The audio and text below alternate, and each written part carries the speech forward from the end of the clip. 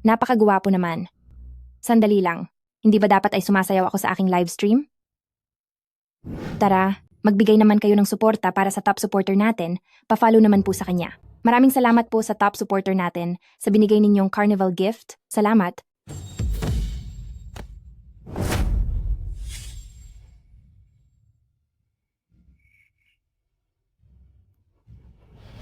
Nasa ibang mundo na ba ako?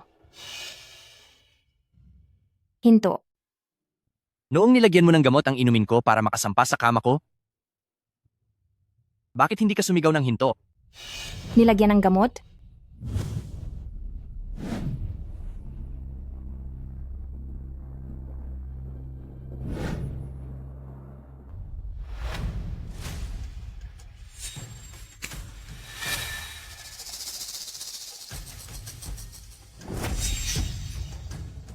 Gusto mo bang parusahan kita? Talagang matigas ang ulo mo, no? Sa loob ng aliwan, maraming tao roon ang magtuturo sa iyo ng leksyon.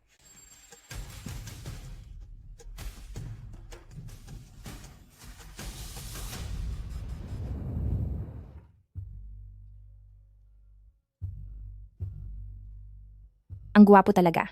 Sulit pa rin. Gwapong lalaki. Pananagutan naman kita. Bitiwan mo ako. Huwag ka naman masyadong mahiya. Sabi ko, bitiwan mo ako.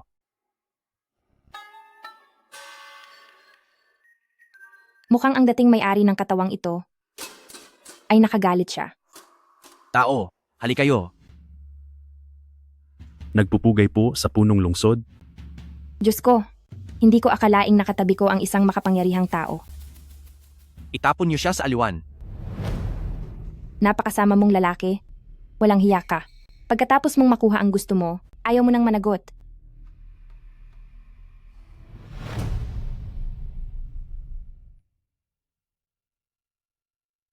Unang beses mo ba?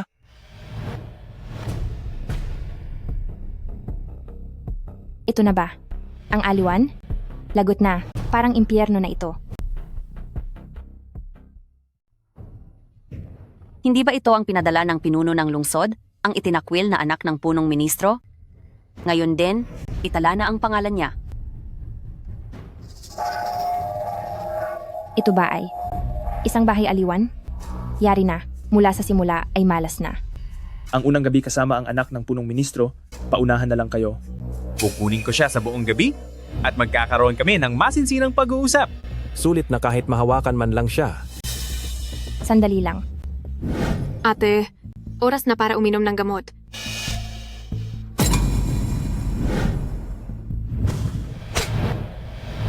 Anong magagawa ng pagiging tunay na anak na babae?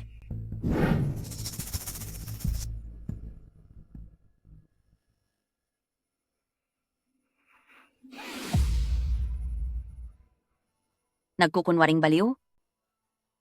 Kalad ka rin siya sa bodega para mahimasmasan. Kapag gising na siya, patrabahuhin na siya agad. Sa totoo lang, nalipat ako sa ibang panahon at nadamay sa gulo ng pamilya. Kailangan kong iligtas ang sarili ko bago gumawa ng paraan. Magandang binibini, ate.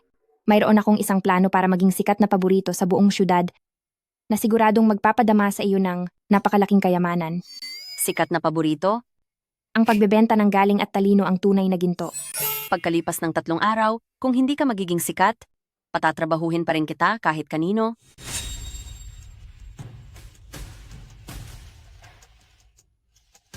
Sa loob ng 3 araw, wasakin niyo ang puri niya. Ikalawang, binibini, huwag po kayong mag-alala. Sa loob ng 3 araw, sisiguraduhin kong mabubulok siya sa gusali ng Fang Fei. Chenda, ihanap mo siya ng matitirhan sa maliit na silid. Masunod po.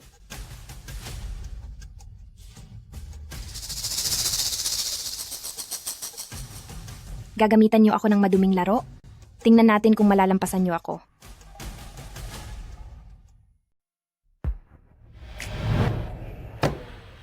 Kaya pala, lumipat ang kaluluwa ko sa katawan ng isang taong may katulad na pangalan, ang panganay na anak ng Prime Minister. Ibig sabihin, ang mag-inang Leng Ru, ang mga tunay na kaaway ni Leng Qingqiu. Kaya pala ang City Lord na si Ye Liuyun ay labis na namumuhi kay Leng Qingqiu dahil inaakala niyang gumamit ito ng gayuma para mapalapit sa kanya.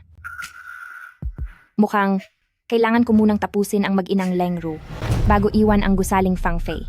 Tungkol naman sa nakaraan, ng orihinal na may-ari at ng City Lord, gusto ko ring alamin ang buong katotohanan.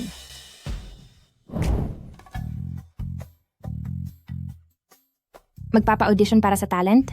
Isa akong top star. Sa loob ng 3 araw, kaya kong gumawa ng 10 sikat na talent.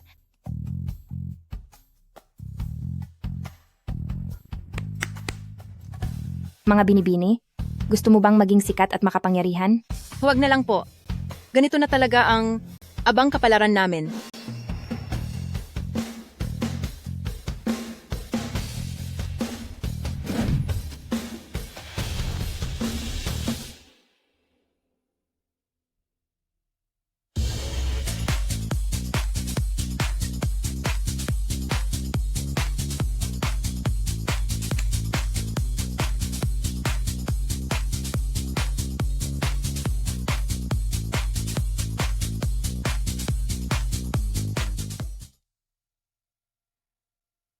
Nakita mo ba?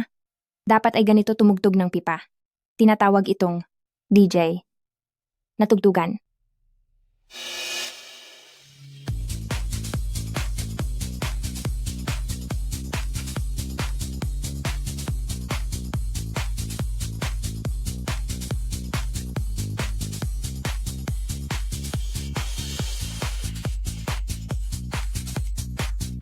Anong uri ng mahiwagang sayaw ito? Napakaganda. Halika, akyat dito. Akyat dito mga binibini. Sumabay ka sa akin. Itaas mo ang mga kamay mo. Sipa sa kaliwa. Binibini. Tama po ba ito?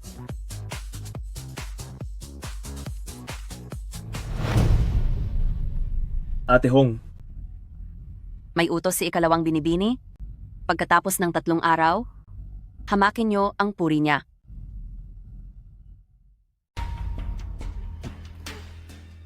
paano mo nakuha ang anak ng punong ministro? May nagmamasid sa akin. May binabalak na namang masama si Leng Ru. Paparusahan kita pagkatapos kong manalo bilang reyna. Ang lakas ng loob mo. Sa lahat ng ating mga panauhin, sa kauna-unahang gusaling Fang Fei Queen Festival, nagsisimula na ngayon. Tinatanghal ang ating kalahok at sharing designer, Pasok. Palakpakan po nating lahat. Sige, Anong klaseng pagtatanghal ito? anong sinasabi ng may-ari? Hindi ko siya maintindihan. Pumipili lang sila ng magiging reyna, ang ignorante mo naman. Magandang araw sa inyong lahat. Ako ang nagplano ng festival na ito. At isa rin sa mga kalahok. Ako si Leng Qingqiu. Napunta lang ako sa gusaling Fang Fei at napilitang sumali sa laban para sa pagkareyna. Sana ay suportahan ninyo ako. Mahal ko kayong lahat. Sige, Sumunod naman ay ang aking mga kapatid. sige. Suporta! Suporta po!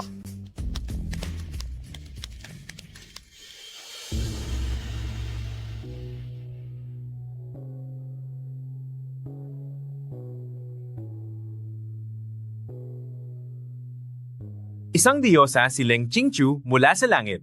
Ang laban na ito, wala pang nakagagawa nito sa buong kasaysayan. Isang himala. Isa itong himala. Napakaganda, ang sarap sa mata.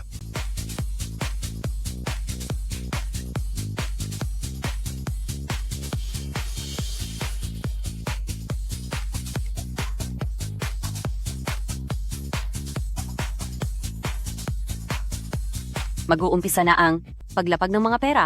Kung sino ang pinakamataas ang bayad, siya ang makukuha ang reyna. Sige, sige, sige. Akin ito. Akin. Akin. Huwag niyo akong agawan. Sa akin ito. Akin to. Huwag niyo akong agawan.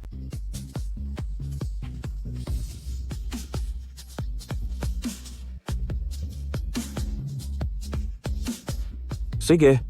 Isa pa. Ulitin pa. Napakadami. Mga panauhin, ihahayag na ang reyna, humanda na kayong lahat. Sige, sige, sige. Sige, Pag nanalo ka na bilang reyna, sisiguruhin kong makukuha ka namin. Hindi mo ito malilimutan habang buhay. Mga kaibigan, binabati natin si Leng Qingchu bilang bagong reyna. sige.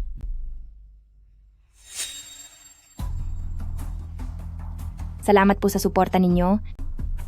Mahal ko kayo.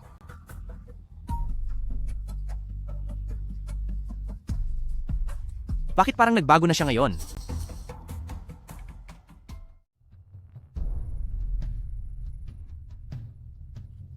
Uwiran, hayaan mo akong magkaroon ng masarap na pagkakataon sa iyo. Bitawan mo ako. Bitawan mo ako.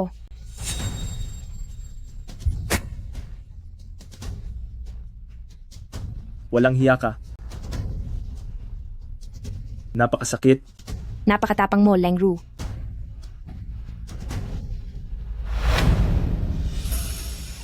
Tama na. Hinto. Ang mga babaeng ito ay masyadong ordinaryo. Bakit mo pa dinala ang mga ito sa harap ko? Umalis ka. Umalis kayo sa harap ko.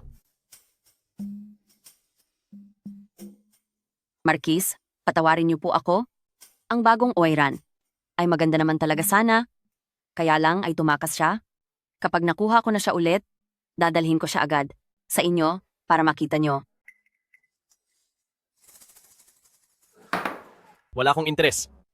Maghanda ka ng mainit na tubig. Maliligo na ako. Nasaan na sila?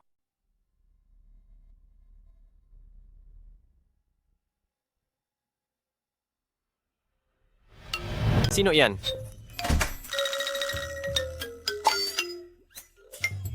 Narito po ako para pagsilbihan kayo sa inyong pagligo at pagbibihis. Pasok. Opo,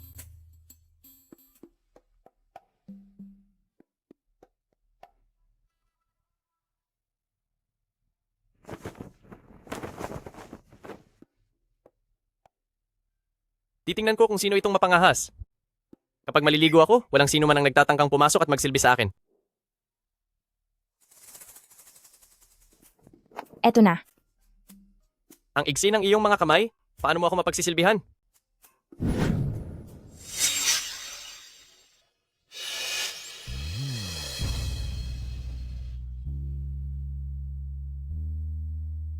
Ang marka ng halik na iyan, galing ba iyan sa isa mong parokyano? At saka, pumasok ka dito sa paliguan para ba iwasan siya?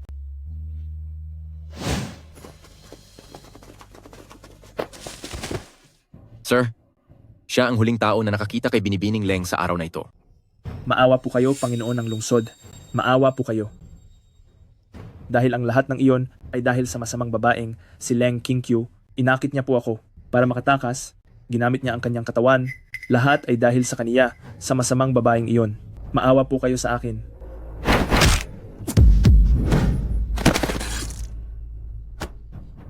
Ilayo siya rito at parusahan siya ng malubha.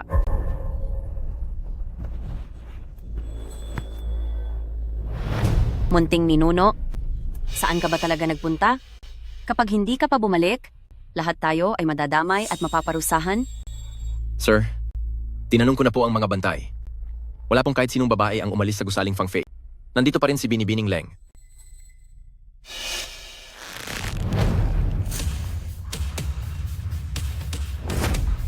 Hanapin niyo siya. Leng Qingqiu, lumabas ka riyan.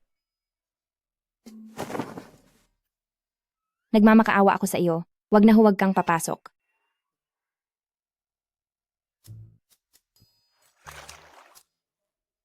Kaya pala nagtatago ka mula sa ating Panginoong City Lord? Subukan mong hulaan. Kung malaman niyang nandito ka, anong mangyayari sa iyo? May sakit ka ba sa utak? Nagagawa mo pang lumaban sa akin? Walang hiya kang babae. Ikaw ang naunang nambastos sa akin. Manloloko ka. Kulang pa ang sampal na binigay ko sa iyo. Nakakatuwa ka. Alam ko na. Ikaw pala ang bagong sikat na bida dito.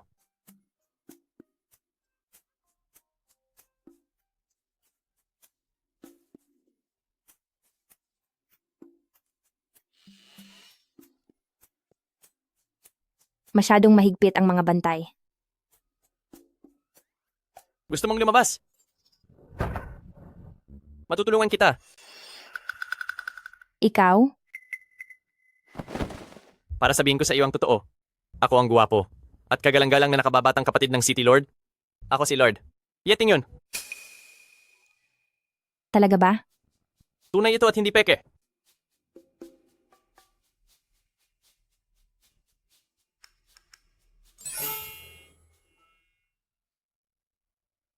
Sa katunayan, ako ang anak ng Prime Minister. Ibinalita lang ako dito ng mga masasamang tao.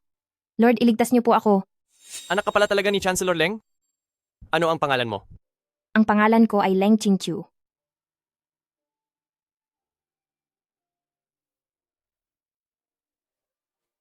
Huwag kang mag-alala. Ako ang bahala sa iyo.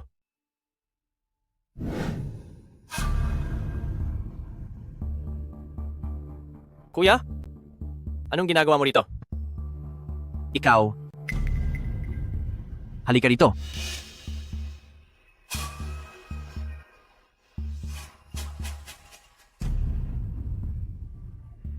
Ang taong ito, ano bang balak niyang gawin?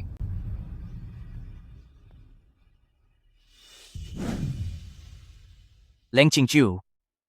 Napakababa mo talagang babae. Sir, wag mo akong hiyain. Jangalin? Bakit suot-suot mo ang damit niya? Kasi, hindi. Bakit ko ba kailangang sabihin sa'yo? Kung hindi mo lang ako niloko at iniwan dito, hindi ako magkakaganito sa hirap. Wala kang pakialam sa amin ng ibang lalaki. Baka naman may gusto ka na sa akin. Gusto? Hindi ka nararapat para doon.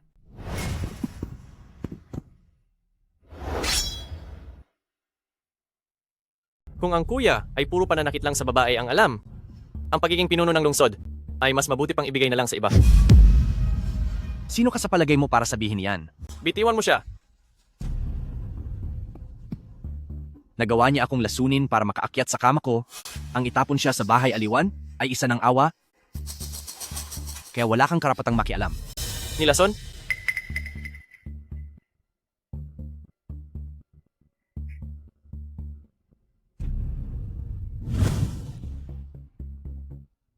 Sa wakas, ligtas na rin. Buti na lang at hindi ako hinabol ng halimaw na iyon.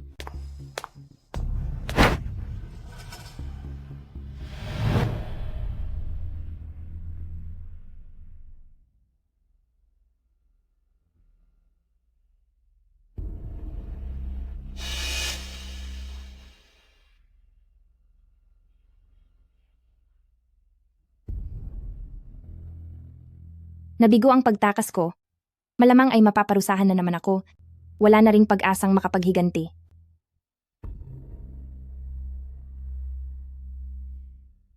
Tiwa Hong, anong pagkakataon nga naman? Ikaw na masamang babae ka? Muntik mo pang idamay ang ating gusaling Fang Fei? Tingnan mo kung paano. Kita papahirapan ngayon? Papilayin kita sa mga kamay at paa? Tignan natin kung makatakas ka pa. Hong, Tiwa Hong. Ano kasi? Makinig ka muna sa paliwanag ko. Hindi na kailangan ng paliwanag. Nagpadala na ng utos ang pinuno ng lungsod. Pagkatapos ng 3 araw, kailangan mong humarap sa mga panauhin? Hindi maaari. Hindi ba sabi niyo kapag naging paborito na, hindi na kailangang magsilbi sa iba? Pagkatapos ng 3 araw, pumili ka kung magsisilbi ka o mawawala ka na sa mundong ito. Ito ay lason. Kainin mo ito. Magsilbi ka. Sige. Kakainin ko. Kaya lang, parang hindi yata komportable ang pagkakagawa.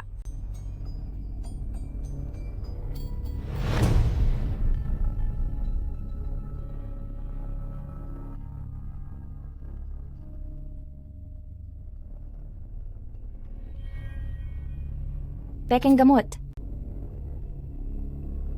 Leng Qingqiu, napakalakas ng loob mo.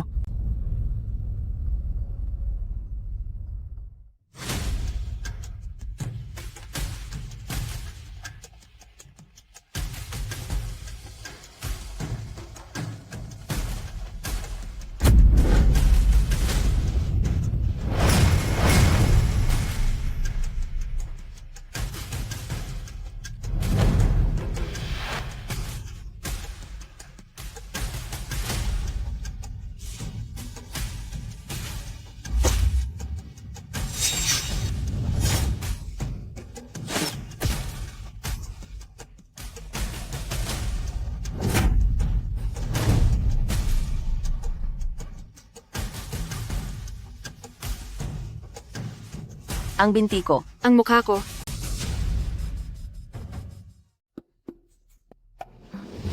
Leng Qingqiu, saan mo balak pumunta? Kapag sinubukan mo pang tumakas, papatawan kita ng parusa.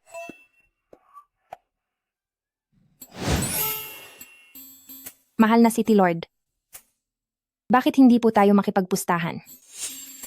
Magsalita ka. Alam ko pong ang gusaling Fang Fei na ito ay ang inyong pangunahing negosyo. Kung sa loob ng 3 buwan, ay mapalago ko ang kita ng inyong gusaling Fang Fei ng 3 beses, pakakawalan nyo na po ako. Ano po sa tingin nyo?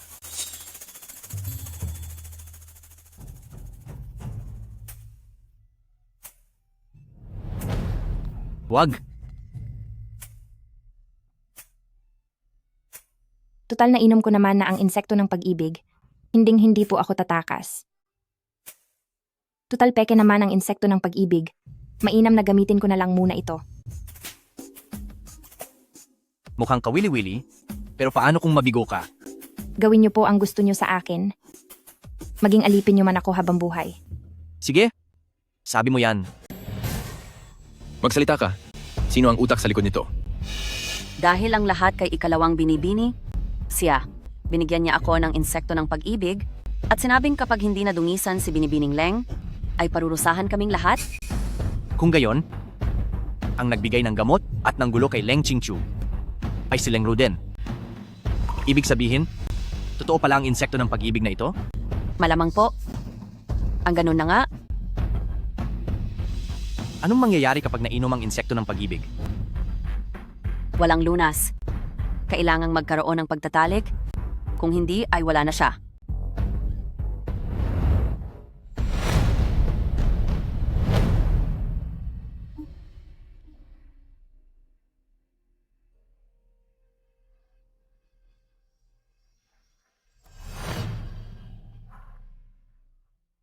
Naku po, totoo nga ang insekto ng pag-ibig.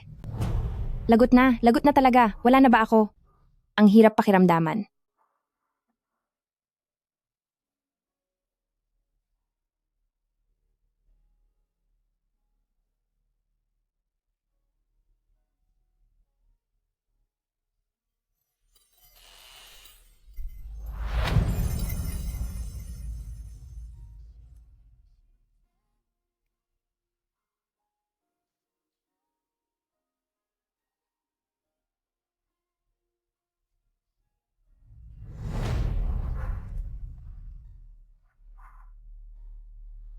Bibigyan kita ngayon ng 2 opsyon.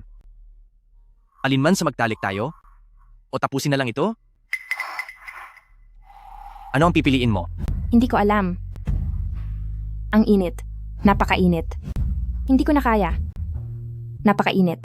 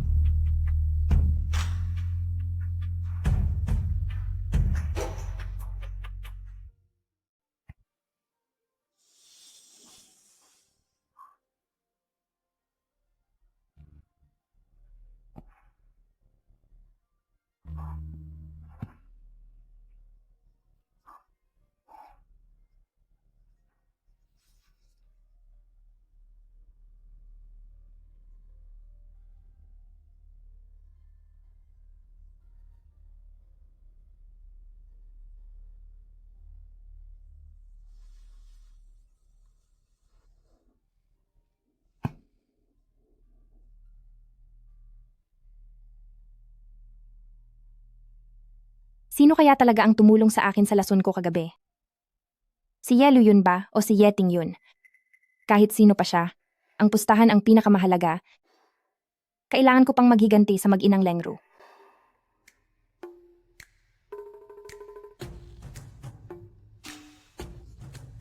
Ano ba itong golden scale value? Ang golden scale value ay, ang isang pilak ay katumbas ng 10 golden scale value. Ang ikatlo sa may pinakamataas na bigay na bisita ay makakatanggap mula sa akin ng pamaypay na may pirmado ko at maaari pa silang mag-request ng sariling sayaw. Anong ibig sabihin ng mag-request?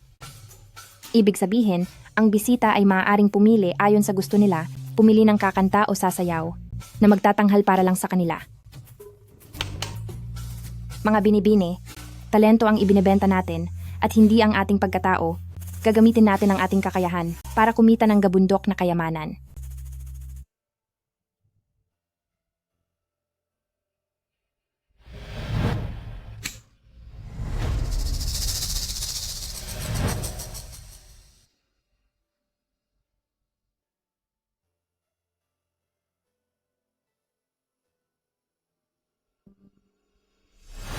Sir, ipinangako ng Marquis. Natutulungan si Beb. Leng na itayo muli ang gusaling Fang Fei para manalo sa pustahan. Ihanda ang karwahe, manunod tayo ng palabas.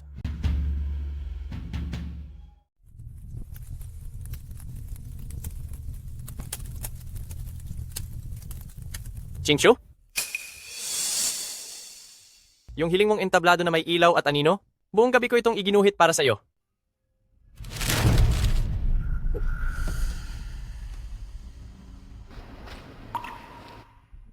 Kailan pa nagkaroon ng karapatan? Ang mabuti kong kapatid na mangialam sa bahay aliwan ng City Lord? City Lord, dahil nagsimula na ang ating pustahan, kahit sino pa ang tumulong sa akin, dapat mong tanggapin ang resulta. Kung hindi, bakit hindi na lang niyo ako tulungan ng personal? Para kapag nanalo ako sa pusta, agad akong aalis. Sa ganoong paraan, hindi ba't pabor iyon sa ating dalawa?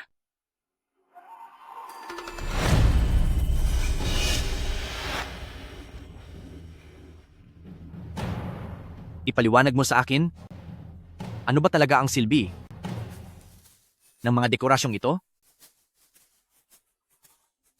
Anong ginagawa mo? Ginulat mo ako. Noong tinutokso mo si Ting Yun, bakit tila wala kang kinatatakutan noon?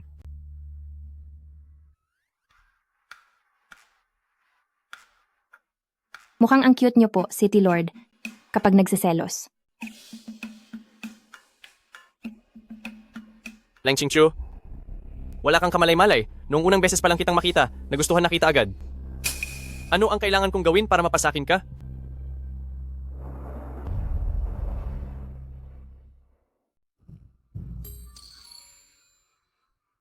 Tingnan mo.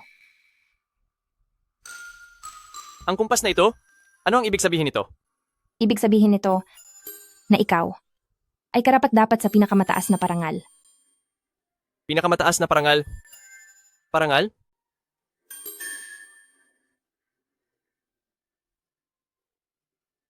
Sa probinsya ko nang galing ang pananalitang iyan. Ipapaliwanag ko rin po sa inyo sa susunod. Sige.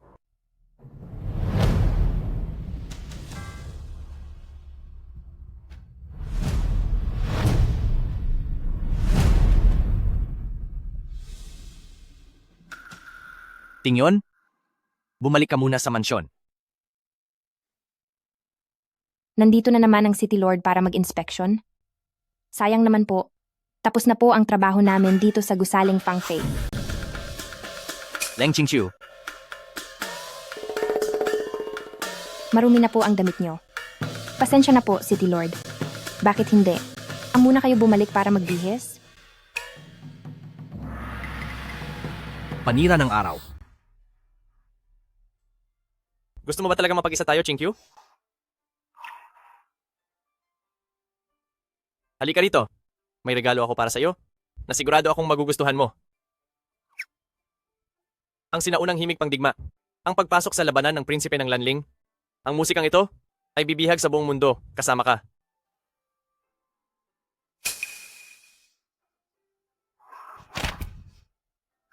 Sikat na musika po ito sa buong mundo. Napakaganda po talaga. Maraming salamat po, Marquis. Kung gagawin nating sayaw para sa mga grupo ang prinsipe ng Lanling, siguradong mas magiging kahanga-hanga iyon.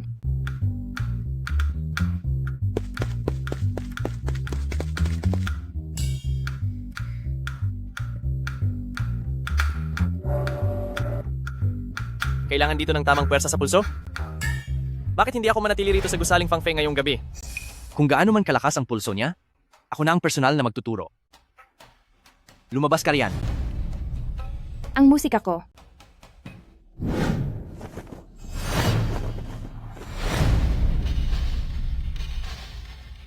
Leng Qingqiu, babalaan kita.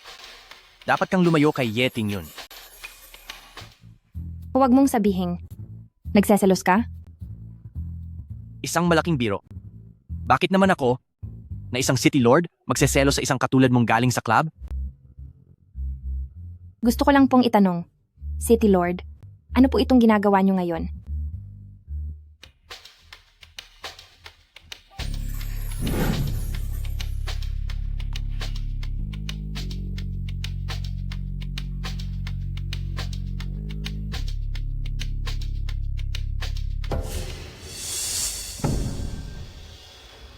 Kuya, huwag mo akong sisihin. Pinuwersa mo ako sa bagay na ito. Dapat kong makuha si Qingqiu.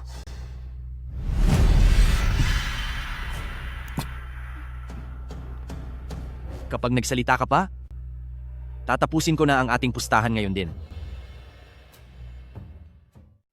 Kung masama ang turing niya sa iyo, ibubuhos ko naman ang lahat ng kabutihan ko sa iyo. Qingqiu, halika rito bilis. Buksan mo ito at tingnan. Ano na namang magandang regalo ang ibibigay niyo sa akin, mahal na Maringgal? Nahihiya naman po ako sa inyo. Hindi ko po deserve na tumanggap ng walang ginagawa. Nararapat lang iyan sa iyo? Tingnan mo na.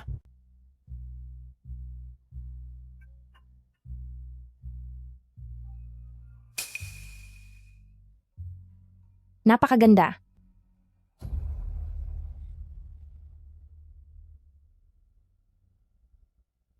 Mahal na Maringgal, bagay ba sa akin? Tunay ngang ang ganda mo ay parang isang marilag na diyosa. Ang kasuotang ito, kung maisasama ko lang ito pabalik sa panahon ko, tiyak na magiging sikat na sikat ako doon. Qingqiu, bakit hindi mo subukang isuot itong damit pang sayaw? Sige. Sakto at susubukan ko rin ang liwanag ng entablado.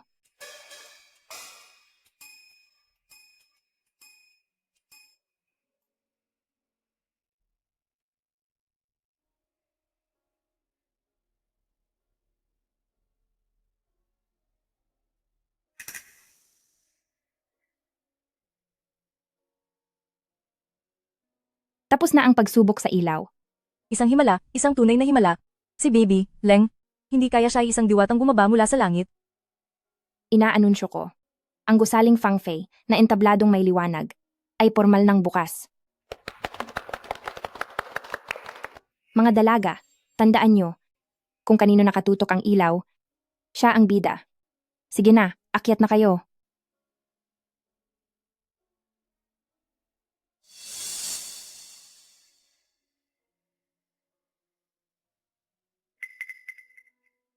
Bakit hindi ka sumasali? Matanda na po ako. Hindi na ako sisikat pa.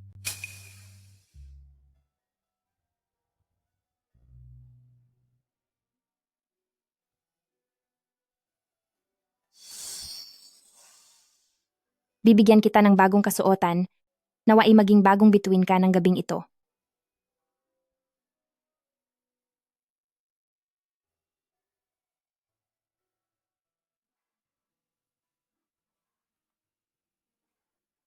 Qingqiu, anong ibig sabihin nito? Sir, ang handog ng Maringgal kay Beb. Leng ay ang East Sea Shark Silk Dance Dress.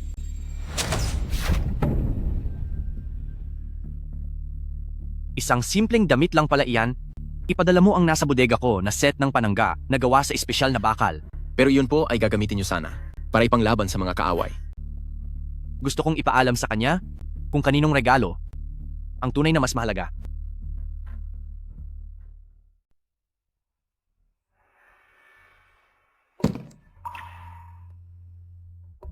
Bebe, Leng, ito ay pinapadala ng ating mahal na City Lord. Para sa iyo, hangad ko ang tagumpay ng iyong 100 Flowers Banquet. Nga pala, itong bakal na istruktura ay dati sanang ginagamit para sa lungsod, pangsugpo sa mga kalaban. Sabi ng City Lord, ay huwag ko raw itong sabihin sa iyo. Pakisabi sa City Lord na salamat. Yalu yun. Talaga bang gusto mo akong manalo o talo? Napakahirap talagang basahin ang isip ng mga lalaki.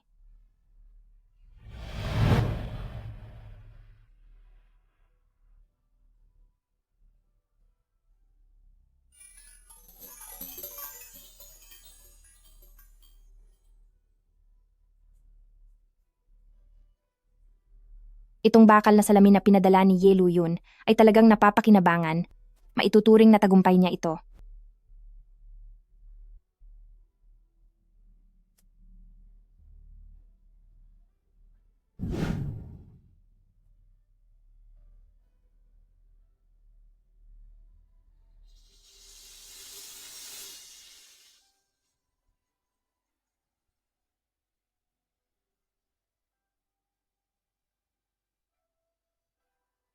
Itong peklat na ito, lalong gumanda.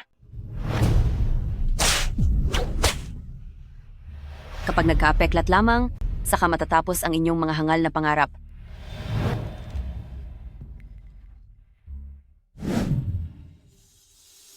Mula ngayon, ang mga peklat ay hindi lang dekorasyon, kundi mga sandata rin.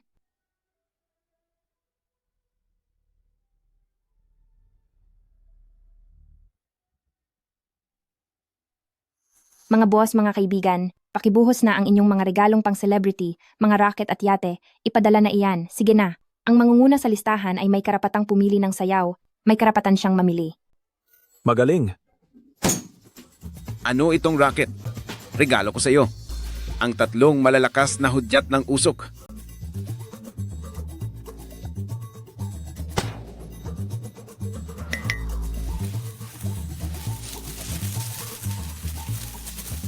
Maraming salamat kay Boss Kian para sa binigay na isang araw na lumalampas sa ulap.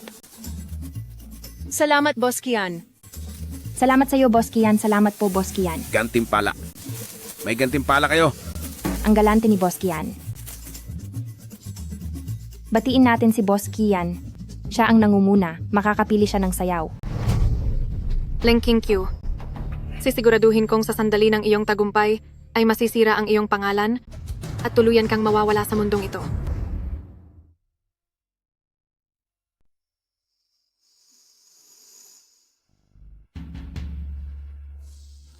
Sige, tumalon ka. Pagkatapos mong tumalon, wala ka ng buhay. Sige, para sa ating Boss Kian, binabati ko si Boss Kian dahil siya ang naging top supporter natin. At dahil ikaw ang ating top supporter, ngayon naman, may karapatan ng ating top supporter na pumili ng sayaw. Bakit may itim na usok? Lason na usok ito. Kailangan kong makaisip ng paraan. May sunog? Gumamit ng lens para makagawa ng apoy. Tama. Gamitin ang tansong salamin. Patayin ang apoy? Bilis! Bilis! Tingnan nyo doon sa banda roon. Apula? Ang apoy! Takbo na. Bilis. Tumakas na kayo. Patayin ang apoy. Huwag kayong manulak. Bilisan nyo. Walang hiya ka? Nangahas ka pang gumawa ng masama?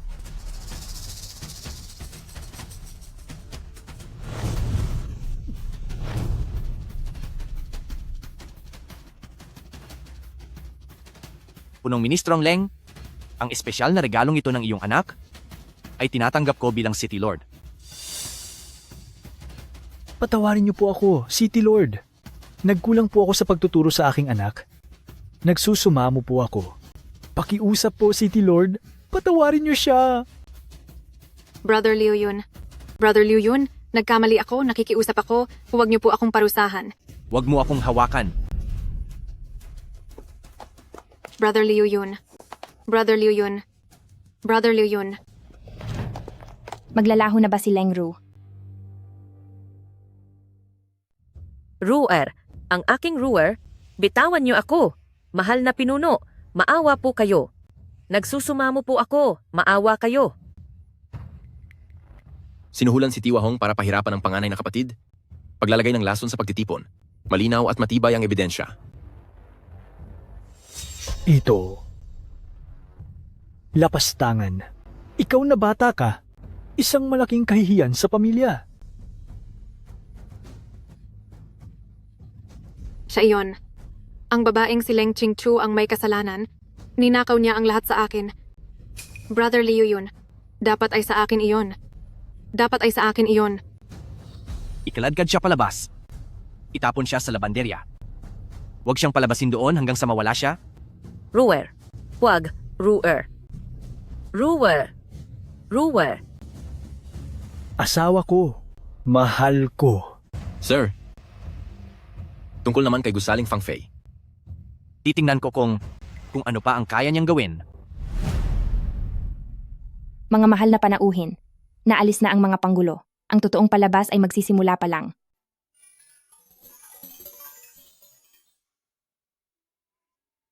Ayos.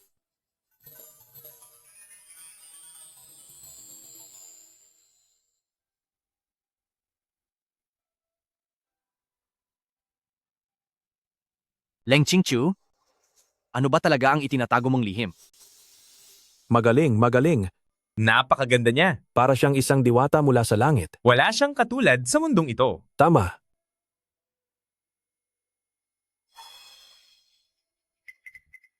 Guni-guni ko lang ba? O talagang nandito siya? Leng Qingchu, pagbabayarin kita ng higit pa. Ang aking ruwer. Xiao Tao. Tayo ay... Opo.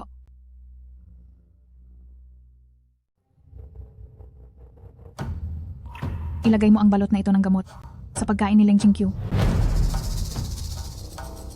Lason ba yan?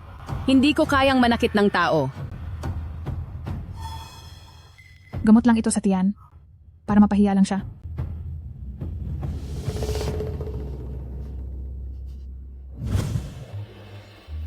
Binibini. Nagawa talaga natin. Simula pa lang ito. Qingqiu? Isang espesyal na regalo para sa magandang dilag. Bilang pasasalamat at lalo na bilang tanda ng aking pagmamahal. Qingqiu, maaari ka bang magpakasal sa akin? Si Ting Yun ay mabuting kapareha. Pero, bakit naguguluhan ang puso ko? Ibig bang sabihin ay para kay Ye Liu yun? Hindi! Hindi! Hindi! Imposible iyon. Binibini. Ang galing at ang gwapo ng Marquis. Marami na rin siyang naitulong sa atin. Tanggapin mo na siya. Sana ay maging masaya kayo. Pakasalan mo siya! Pakasalan mo siya! Pakasalan mo siya. Marquis? Ako.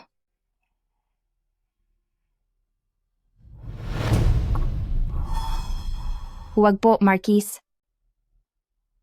Maaari bang lumipat muna tayo bago tayo mag-usap? Sige.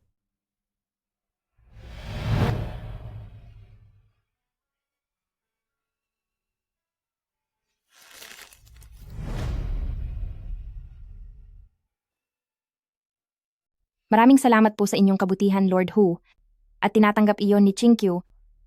Ngunit dahil hindi pa natatapos ang ating kasunduan, wala pa po akong balak na magpakasal. Huwag kang mag-alala. Maghihintay ako sa iyo. Ang perlas na ito ay regalo ko para sa iyo. Kaya sana ay huwag mo itong tanggihan.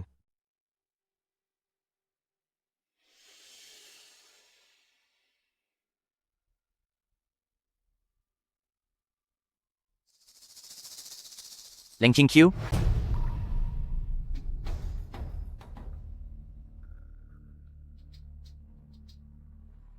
Napakagaling mo talaga. Sa isang gabi lang sa pista ay nakuha mo na ang lahat? Pati na ang kapatid ko na pinuno ng lungsod ay nakuha mo na rin sa iyong mga kamay.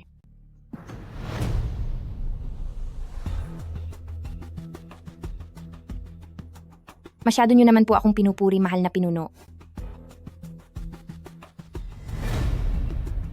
Ang talino at tuso mo ay mas higit pa sa kay Leng Ru. Tuso? Hindi nyo ba naalala, mahal na pinuno, na kayo ang nagtapon sa akin, sa lugar na ito kung saan kailangan kong maging matalino para lang manatiling buhay. Pero wag po kayong mag-alala, pagkatapos kong manalo sa pustahan, ay kusa na akong aalis dito. Alam mo ba ang mga sinasabi mo? Alam na alam ko. Mahal na pinuno. Pero alam nyo ba kung ano ang gagawin ko? Kapag nanalo na ako sa ating pustahan, Sabihin mo, Gusto kong ikaw mismo ang pumunit sa ating kasunduan. at nagagawa mo pa talagang makipagnegosasyon sa akin? Bakit? Mahal na pinuno. Natatakot ba kayo na matalo ng isang tulad kong mababang entertainer? Leng Qingqiu. Hawak ko. Ang buhay mo. Pagkalipas ng 3 araw ay ilalako na kita sa publiko at titingnan natin kung ang bagong paborito sa lungsod at ang anak ng dating punong ministro ay kung magkano ba talaga ang halaga mo. Yari na. Nawawala na sa sarili ang masamang taong ito.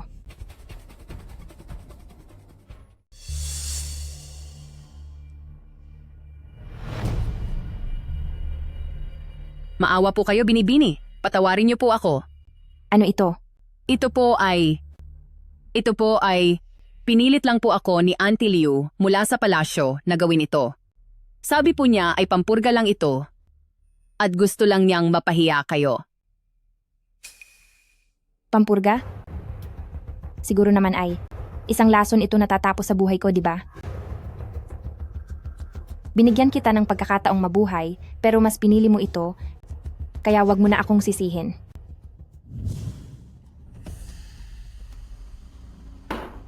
Walang hiya kang babae ka. Dahil sa iyo ay naging trabahador lang ang aking rower. Kaya papahiyain kita sa harap ng ating mga bisita nang mawala na ang lahat ng puri mo. Auntie, heto ang bagong luto na espesyal na sabaw mula sa kusina.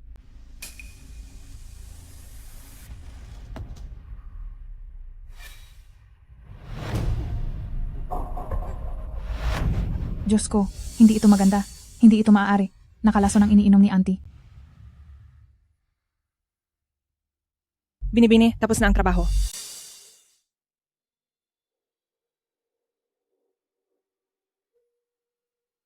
Madam Liu, ang regalo bang ibinigay ko sa iyo ay nagustuhan mo naman?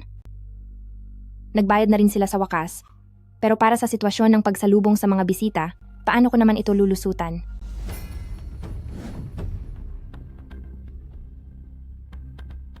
Leng Qingqiu. Ang iyong buhay ay hawak ko bilang isang city lord. Pagkalipas ng 3 araw, kailangang tumanggap ka na ng mga bisita. Gusto kong makita bilang isang city lord na bilang bagong sikat na dilag at anak ng isang mataas na opisyal kung magkano ba talaga ang halaga mo. Talaga bang hahayaan niyang malugmok ako sa putik? Bakit ba ako nakatagpo ng lalaking siraulo na katulad niya?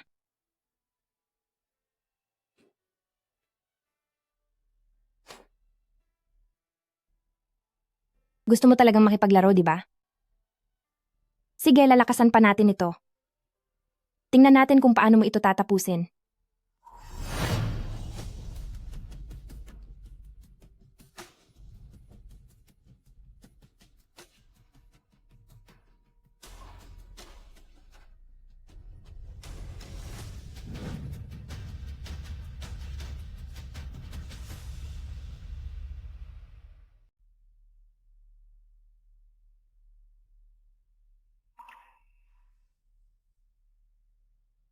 Ate Furong, Xiaolian, makinig kayong mabuti sa sasabihin ko. Isasagawa ko ang bidding para sa kauna-unahan kong pagharap hanggang 10 tao lamang na may entrance fee na $100,000 para makapasok. Ikalat ang balitang ito, dapat ay makuha ang atensyon ng lahat. Ang dating anak ng punong ministro, ang asawang itinaboy ng City Lord, ang mahiwagang pagdating at ang kahanga-hangang pagsasayaw. Binibini, masyadong mapanganib ito. Paano kung... Walang paano-paano. Gusto kong magkagulo ang buong lungsod. Gusto kong gawin si Ye Liu Yun. Nakatatawanan ng buong lungsod. Xiaolian. Magsalita po kayo, Binibini. Humanap ka ng pinakamagaling na mananalaysay sa buong lungsod. Gawing isang kapanapanabik na kwento ang balitang ito. At ipakalat ito sa mga kainan araw at gabi. Pagkatapos, humanap ka ng 100 pulubi. At ipakanta ito sa buong lungsod. Ang ngiti ng pinakamaganda ay hindi mabibili ng ginto. Ngunit ang dating mahal ng City Lord ay mas mataas ang presyo.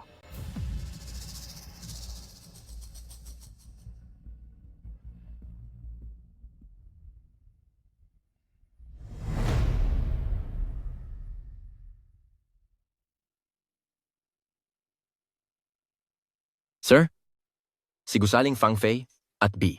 Leng, nag-anunsyo na isusubasta ang kanyang kauna-unahang serbisyo. Kumalat na ang balita sa buong lungsod at pinag-uusapan na ng lahat. Sabi niya. Anong sabi niya? Ang sabi niya, mas mahal ang presyo ng dating mahal ng City Lord. Leng Qingqiu? Walang hiya ka. Uminahon po kayo? Sir? Posible kayang si Bep Leng ay may mabigat na dahilan sa ginagawa niya? Ihanda ang sasakyan. Pupunta tayo sa mansyon ng punong ministro para mamamanhikan. Sir, papakasalan niyo po ba si Binibining Leng Qingqiu? Hindi. Ang papakasalan ko ay si Leng Ru. Sir, pasensya na po kung masyado akong madaldal, pero bakit niyo po ito ginagawa?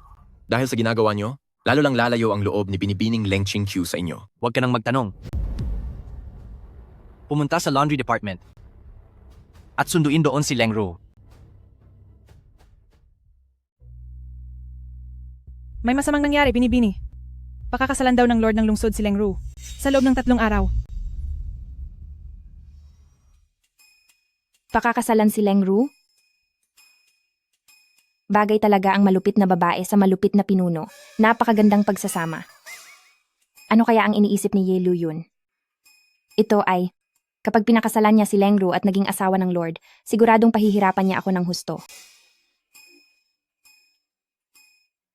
Hindi maaari.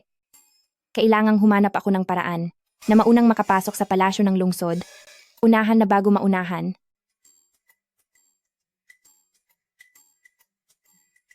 Marahil, isang magandang pagkakataon ang piging ng Jinghong.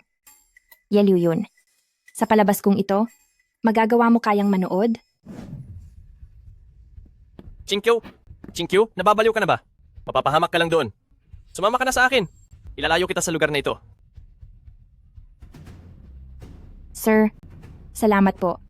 Pero hindi ako pwedeng umalis. At ayaw ko ring umalis. Bakit? Para lang bagalitin siya?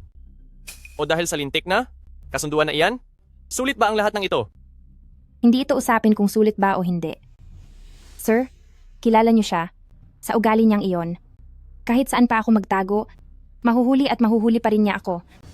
Kaya mas mabuti pa na labanan ko na siya hanggang sa huli.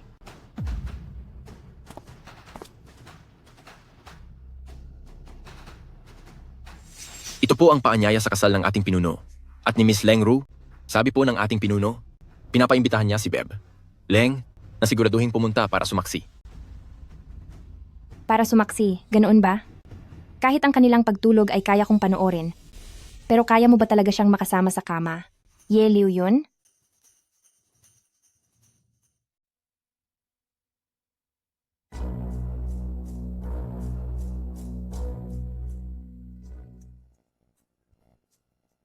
Brother Liu Yun, sa wakas ay kasal na tayo.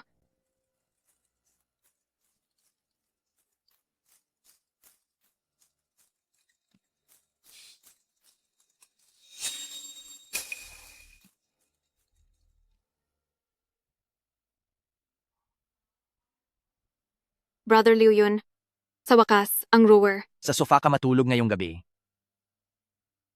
Pero gabi natin ito bilang mag-asawa. Magsalita ka pa ng isa? At ako mismo bilang City Lord ay itatapon kita pabalik sa Laundry Bureau.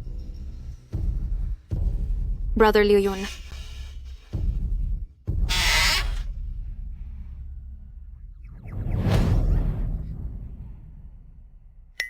Nabusog ka na ba sa panunood?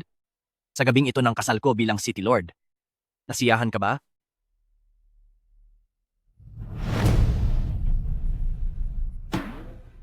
Gusto mo bang makita ang pagsasama namin ni Leng Ru?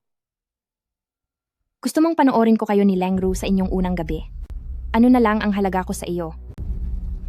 Bitawan mo ako. Bitawan mo ako! Baliw ka.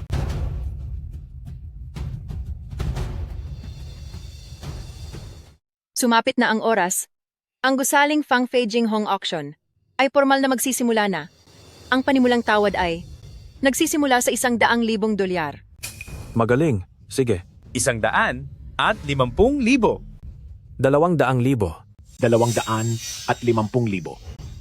300,000 dolyar. Hindi talaga siya. Dumating. 350,000 dolyar. 400,000. 500,000.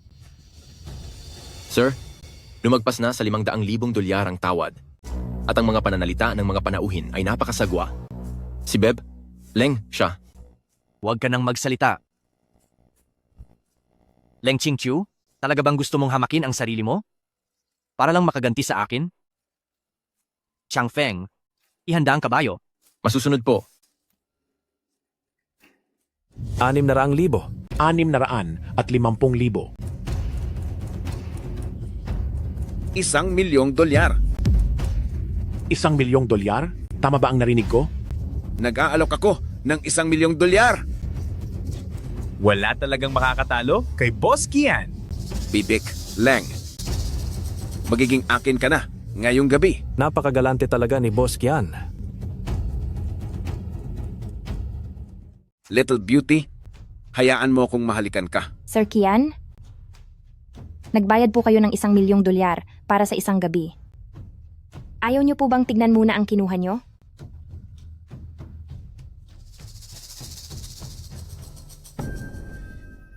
Ito, Ito ang markang iniwan ng mahal na City Lord. Tignan niyo. May halaga pa ba ito? ito.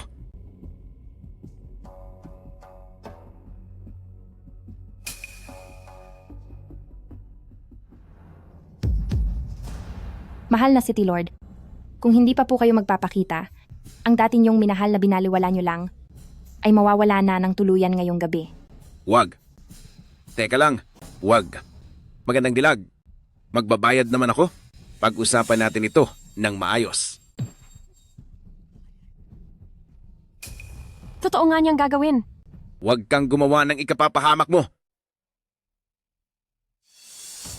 Hindi ba't gusto niyo itong tignan? Ngayong araw, pagsasawahin ko kayo sa panonood. Patugtugin ang musika. Maglabas ng alak.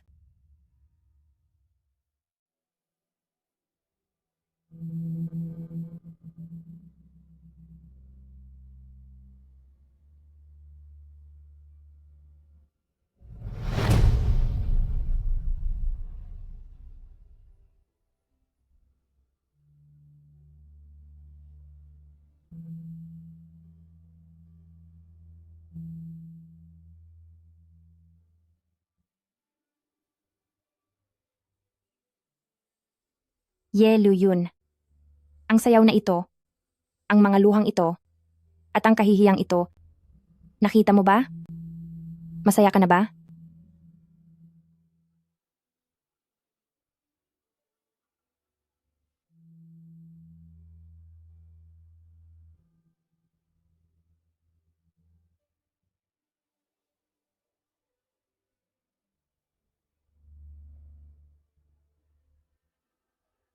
Magaling. Napakahusay.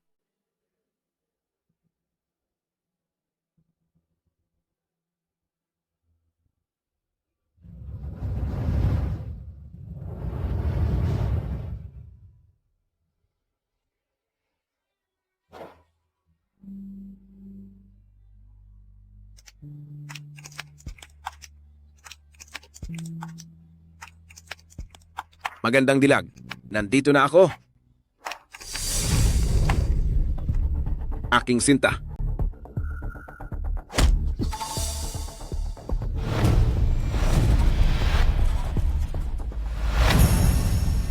Sa tingin mo ba, karapat-dapat kang humawak sa kanya? Lu Yun. Sinasabi ko na nga ba, darating ka pa rin.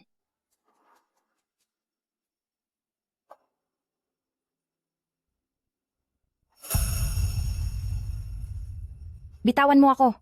Ibaba mo ako. Tumahimik ka. Tungkol sa nangyari ngayong gabi, kung sino man ang magsalita, lahat kayo ay mapaparusahan.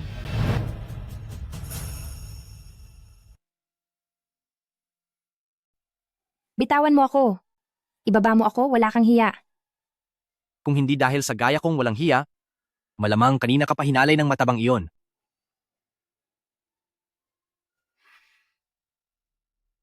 Lu Yun. Nanalo ako. Ang kita ng gusaling Fang Fei ay higit pa sa 3 beses ang tinaas. Nangako ka sa akin. Paalisin mo na ako. Binenta mo ang sarili mo na parang produkto at sumayaw sa harap ng maraming tao. Leng Qingqiu, ganito ka na ba? Oo. Ganito na nga ako. Ganito na ang taong itinapon mo sa bahay aliwan at itinulak sa sitwasyong wala nang malabasan. Kung hindi ko ginawa iyon, paano ako mabubuhay? Paano rin kita matatalo? At paano ang isang makapangyarihang City Lord na tulad mo ay mapipilitang tignan man lang ako?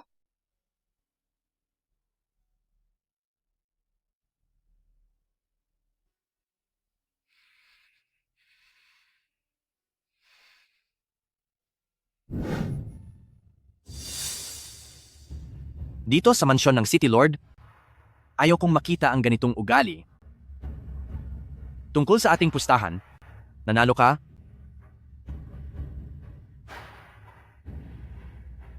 Mula sa sandaling ito, malaya ka na.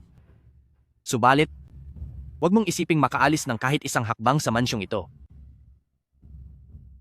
Ye Liu Yun, bumabalik ka sa sinabi mo.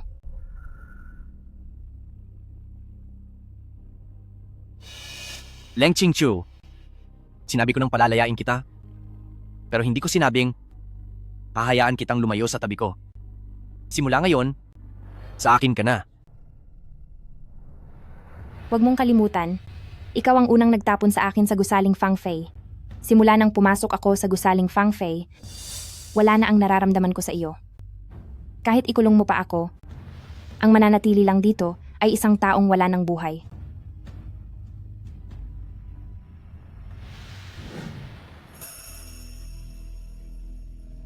Ye Liu Yun, sa tingin mo ba ay makukulong mo ako? Qingqiu, Qingqiu. Mahal na Marquis, bakit po kayo nandito? Narito ako para iligtas ka.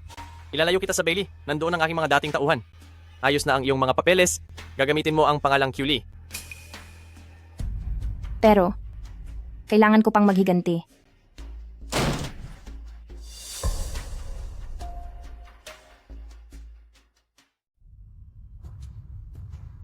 Kay gandang panoorin ang inyong paglalambing at ang plano ninyong pagtakas ng malayo.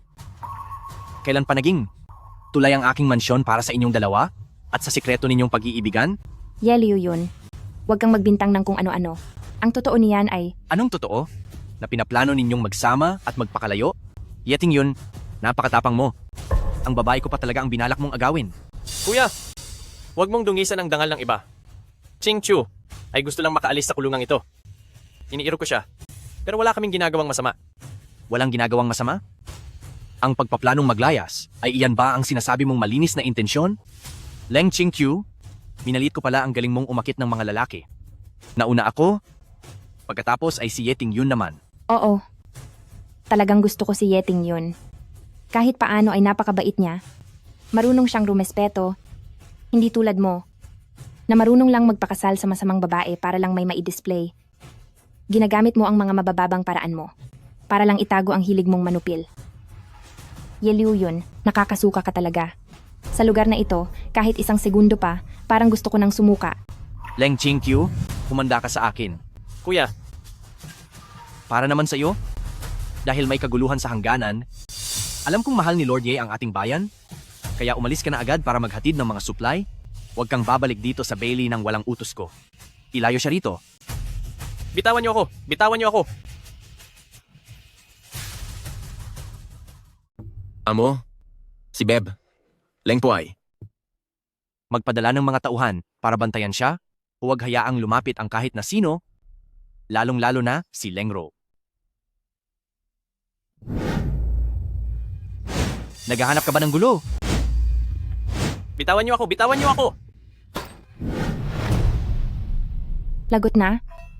Nasobrahan ata ang paglalaro ko. Bakit sa ibang napupunta sa ibang mundo? Puro paglalambingan ang nangyayari, pero sa akin, puro away at gulo. Mayroon pa akong kalaban na hindi matalo-talo.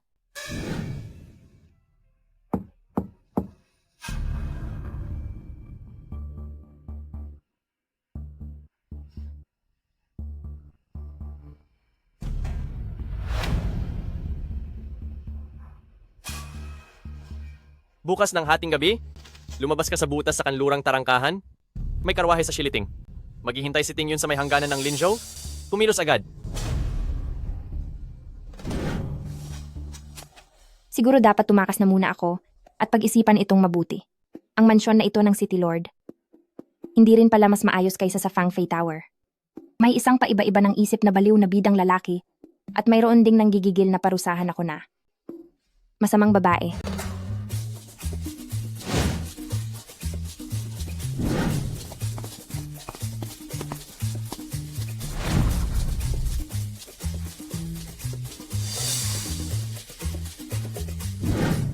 Si Miss Kiuli ba iyan? Ako nga ito. Leng Qingqiu. Leng Qingqiu?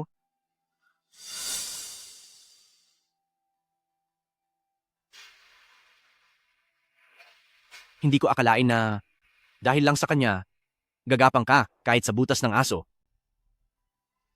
Kaya, inilagay mo ang lahat ng mga patibong na ito, hindi dahil sa takot kang umalis ako, kundi dahil takot kang sumama ako sa kanya. Ye Liu Yun.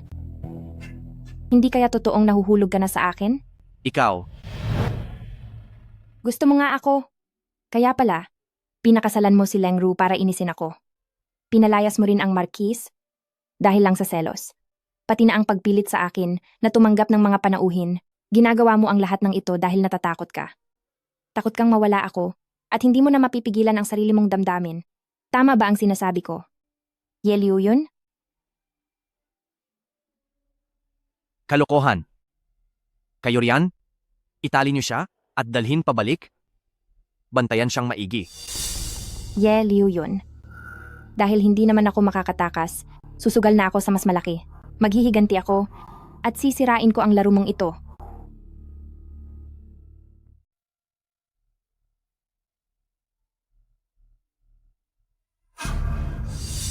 Hindi ba ito ang aking marangal na oiran, ate? Bakit? Hindi ba maganda ang pag-asikaso sa iyo ng Panginoon ng lungsod kahapon? Tingnan mo nga, mukhang pagod na pagod ka. Hinto. Isa ka lang namang mababang katulong. Hindi ka ba magbibigay pugay sa akin bilang ginang? Wala ka bang modo? Ginang. Isang babaeng tulad mo na kahit gumamit ng gayuma, ay hindi man lang makaakyat sa kama ng asawa ko. Sa ganyang asal mo, karapat dapat ka bang bigyan ko ng galang? Ikaw? Walang hiya ka. Sampalin siya. Ayusin mo ang iyong alaga. Kung hindi ay wala akong pakialam na ipaalam sa Panginoon ng lungsod kung gaano kakabait mag-asikaso ng bahay. Katulad na lang ng pampaganang ginamit mo noong gabing iyon.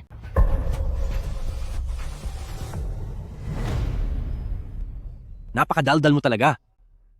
Talagang pasaway ka pa rin. Ngunit pagdating sa pagharap kay Leng Ru, kayang-kaya mo na siya.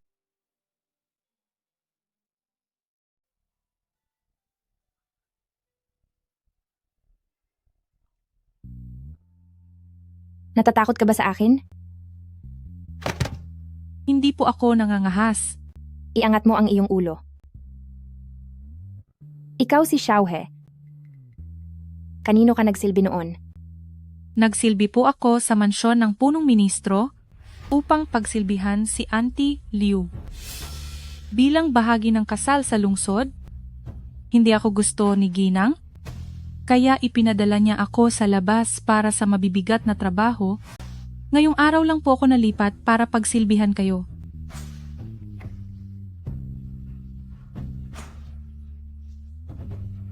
Huwag kang matakot. Kunin mo ito at pampunas. Mula ngayon sa akin, walang mangangahas na apihin ka.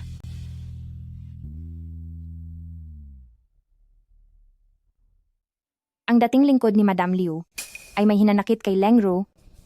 Baka ito na ang pagkakataon. Pero para makaalis ng tuluyan, kailangan ng paraan para tuluyang mawala ng payapa.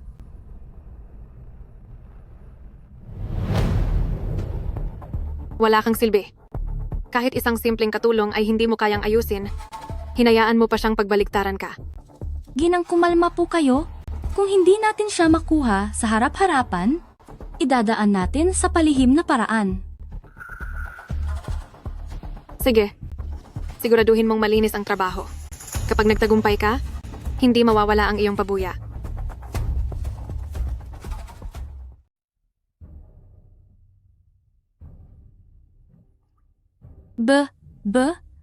Leng, malamig ang tubig sa lawa. Bumaba ka doon para magising ang diwa mo. Anong nangyari? Natulala ka na ba? Iligtas niyo siya. Huwag niyo hintayin na mawala siya ng tuluyan. Lengru, gusto mo na bang mapahamak? Asikasuhin niyo ang nahulog sa tubig at sabihan si punong ministrong Leng na dahil nagulat ang kanyang anak, kailangan niyang bumalik sa mansyon para magpahinga. Binibini, si Xiaolan po ay wala na po. Nagkakagulo na po sa panig ng ginang. Sinasabi nilang tinulak niyo po siya. Ako? Nasaan ang ebidensya? Maliwanag na siya mismo ang nadulas at nahulog. Ano ang kinalaman ko doon? Sige na, lumabas ka na. Yeliw yun? Nakita mo ba iyon? O baka? Sir, pumunta po si punong ministrong Leng para humingi ng paumanhin at dinala na po ang ginang. Ay mali. Dinala na si second young mistress Leng pabalik sa mansyon para ikulong. Sabihan si punong ministrong Leng, turuan niyang mabuti ang kanyang mga tao dahil kapag naulit pa ito, mapupunta na si Leng Ru sa libingan.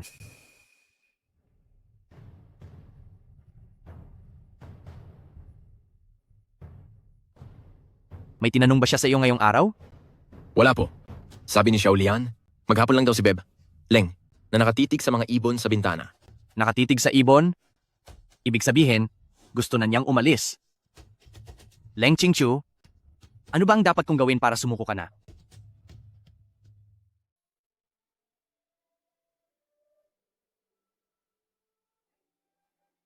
Kalayaan. Sa pagkakataong ito, ako mismo ang lilipad palabas. Xiaolian, tulungan mo akong ibigay ang hairpin na ito sa Tingyu Pavilion sa Kanlurang Lungsod kay Old Manager na Pilay at sabihing ang in-order na hairpin ni Q Binibini ay dumating na. Huwag po kayong mag-alala, Binibini. Gagawin ko po ang inutos nyo. Ngunit, aalis na po ba kayo?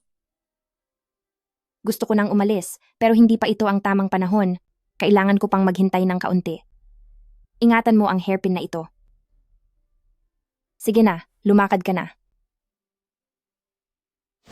Old Manager, ang in-order na palamuti sa buhok ni Q Binibini ay narito na.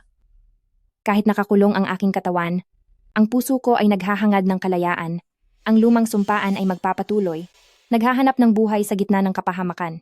Sa hating gabi makalipas ang 3 araw, sa West City Mass Grave, umaasang makikita ang dati kong kakilala, Chuli. Sabihin mo kay Chuli Binibini na natanggap na ng matandang ito ang palamuti at hintayin na lang niya ang magandang balita.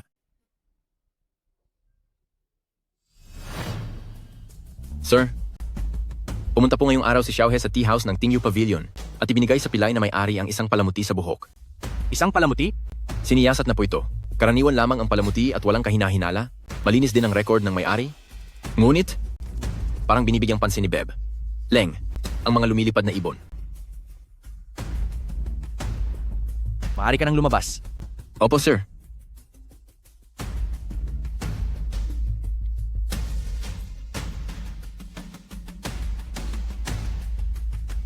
Leng Qingqiu, ano na naman ang pinaplano mo?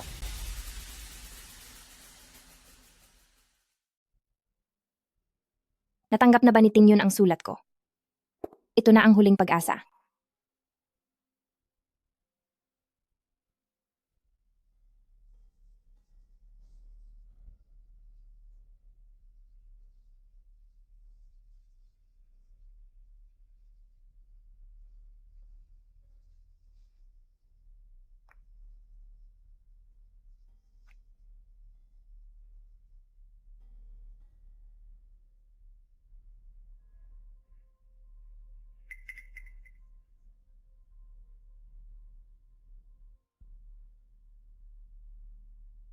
Sa mga ginagawa ngayon ni Ye Liu Yun, may saysay pa ba ang lahat? Hindi na magbabago ang isip ko. May tugon na ba mula sa ating pinuno? Lihim nang nakarating ang ating Panginoon sa hangganan ng Linzhou. Sa hating gabi, 3 araw mula ngayon, magkikita kayo sa sementeryo. Ito ang pildorang pampatulog. Kapag ininom mo ito, sa loob ng 12 oras, mahihinto ang iyong paghinga at pulso at magmumukha kang wala na sa mundong ito. Ito naman ang mapa ng sikretong daanan sa mansyon ng Chengdu. Nakalabel dito ng detalyado ang pwesto ng mga bantay at ang mabababang pader. Siguraduhin mong personal mo itong ibibigay kay Binibining Leng. Dito nakasalalay ang ating tagumpay. Sir, nakakita ang mga gwardya ng lalaking nakaabong kasuotan na umalis ng lungsod ngayong araw. Mabilis siyang nangabayo patungo sa Linzhou. Napakakahina-hinala ng kanyang kilos. Linzhou? Yiting yon, hindi ka talaga susuko sa masamang plano mo. Magpadala pa ng mga tauhan at bantayang maigi ang bakuran ni Leng Qingqiu. Masusunod po.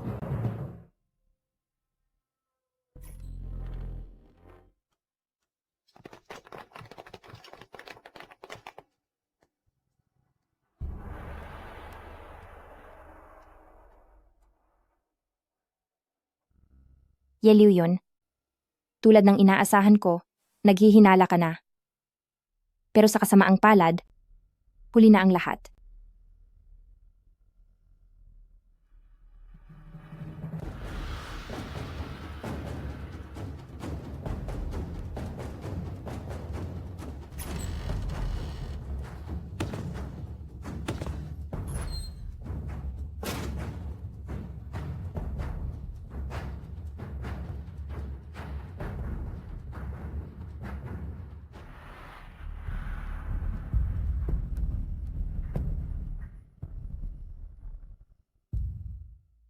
Sa gitna ng malalim na gabi, aking pamosong Binibini, saan ka pupunta?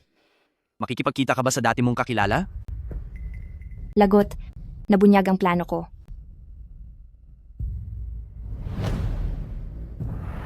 Anong itinatago mo sa manggas mo? Ibigay mo iyan sa akin. Wala ito.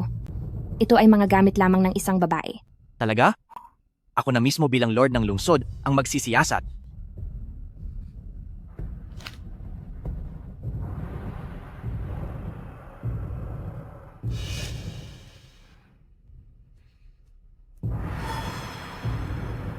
Lason? Leng Qingqiu? Talaga bang gusto mo nang mawala? Mas gusto mo pang mawala? Kaysa manatili sa piling ko? Akala niya ay lason ito. Mabuti na rin iyon, sasabayan ko na lang. Oo. Mas gusto ko pang mawala na lang kaysa maging isang ibon sa hawla mo. Saan mo balak pumunta? Ye Liu yun. Hindi ba gusto mong malaman kung saan ako pupunta? Sumunod ka sa akin at malalaman mo.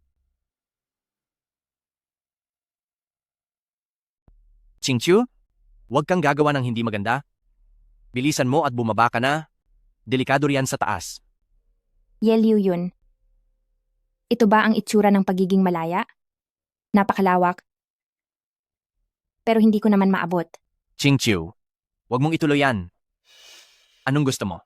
Kahit ano, ibibigay ko sa iyo. Kalayaan? Ibibigay ko sa iyo?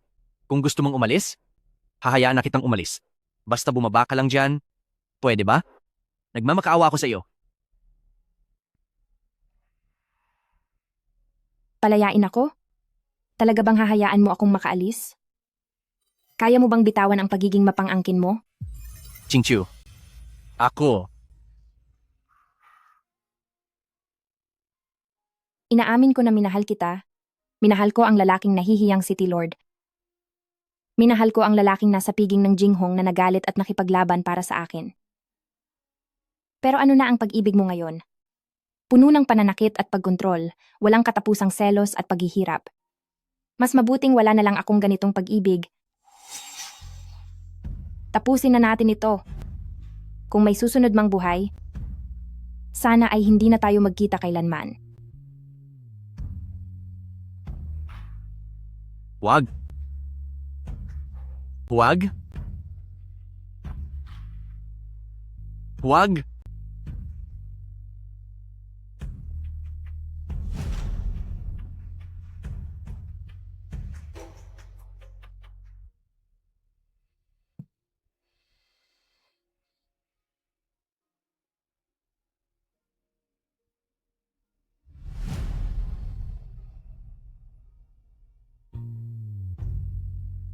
Chingchu, Sir, Changfeng, dali, bilis.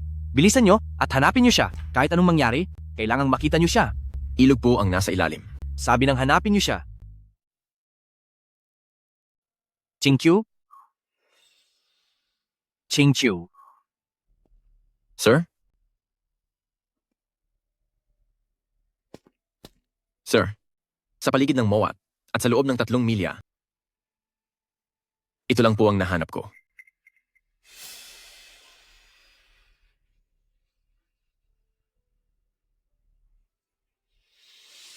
Wala man lang naiwan. Leng Chingchu? Ni wala ka man lang iniwan na alaala sa akin.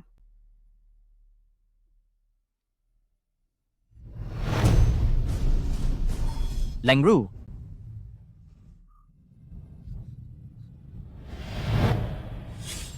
Leo? Kuya Liu yun, ikaw. Ang tsyenda sa bodega, ang lason sa pagdiriwang ng 100 bulaklak, ang babae sa tabing dagat, aking mahal na asawa.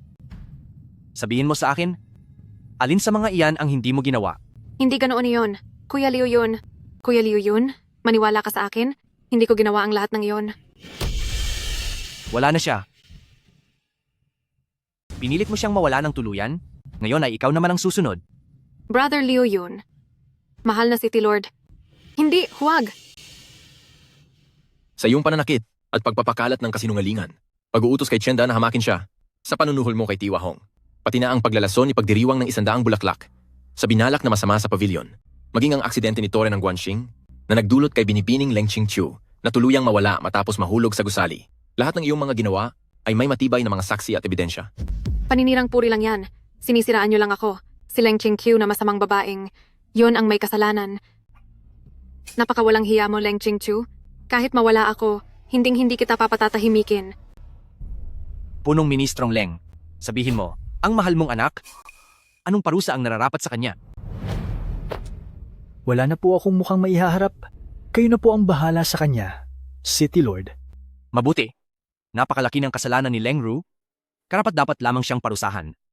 Pero kung tapusin lang natin ito agad, masyadong madali iyon para sa iyo. Ilabas ang kautusan. Alisin ang posisyon ni asawa ng Lord ng Lungsod at ipadala siya sa templo para mamuhay ng mag-isa.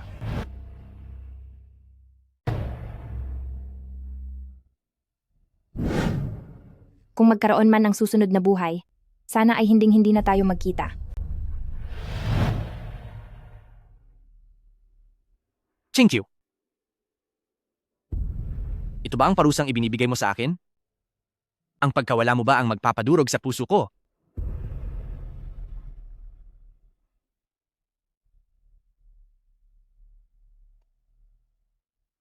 Sir? Nahanap niyo na ba siya? Sa buong ilog ng palasyo, 3 milya na ang hinalughog namin, ngunit ang nahanap lang namin kay Beb, Leng, ay isang pares ng sapatos. Sir? Sir? Sir? Sumusuka na po kayo ng dugo. Doktor? Doktor? Chingqiu, hintayin mo ako. Sir?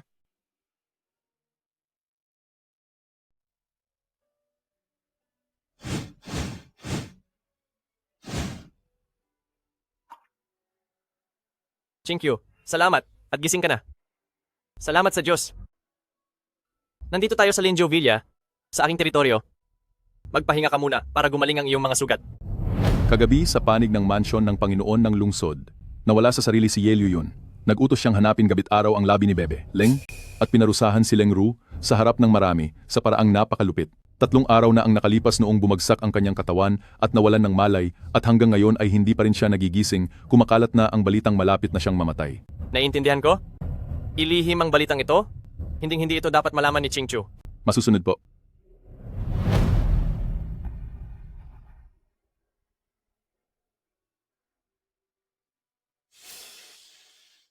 Sir, gaano po ako katagal natulog? Saktong 10 araw. Noong gabing iyon, kinuha ng mga tao natin ang pagkakataon para iligtas ka at palihim ka naming dinala rito. Para sa lahat, isa kang taong nahulog at wala na at hindi na matatagpuan ang mga labi. Hindi na matatagpuan? Talaga bang naniwala siya? Nagpadala siya ng mga tauhan para maghanap sa paligid. Ngunit ang tsinelas at pulseras mo lang ang nahanap nila?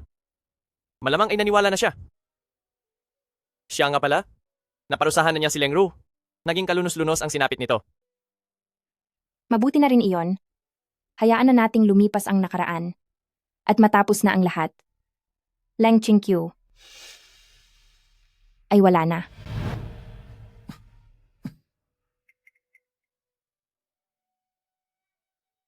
Ang nangyari sa Panginoon ng lungsod na si Panginoon ay dulot ng labis na pag-aalala, mabigat na dinaramdam sa puso, at dahil na rin sa pagkakasakit sa ilalim ng ulan, kumalat na ang sakit sa kanyang katawan, at ito ay senyales na nanghihina na ng husto ang kanyang buhay. Maliban na lang kung may mangyaring himala. Kung hindi ay...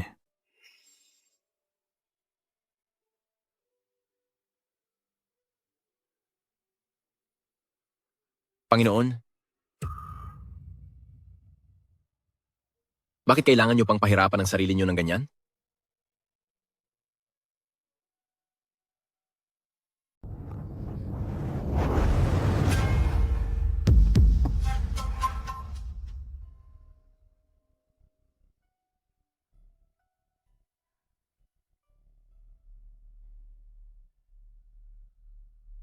Bakit ang sakit-sakit ng puso ko? Ye Liu Yun? Hindi kaya.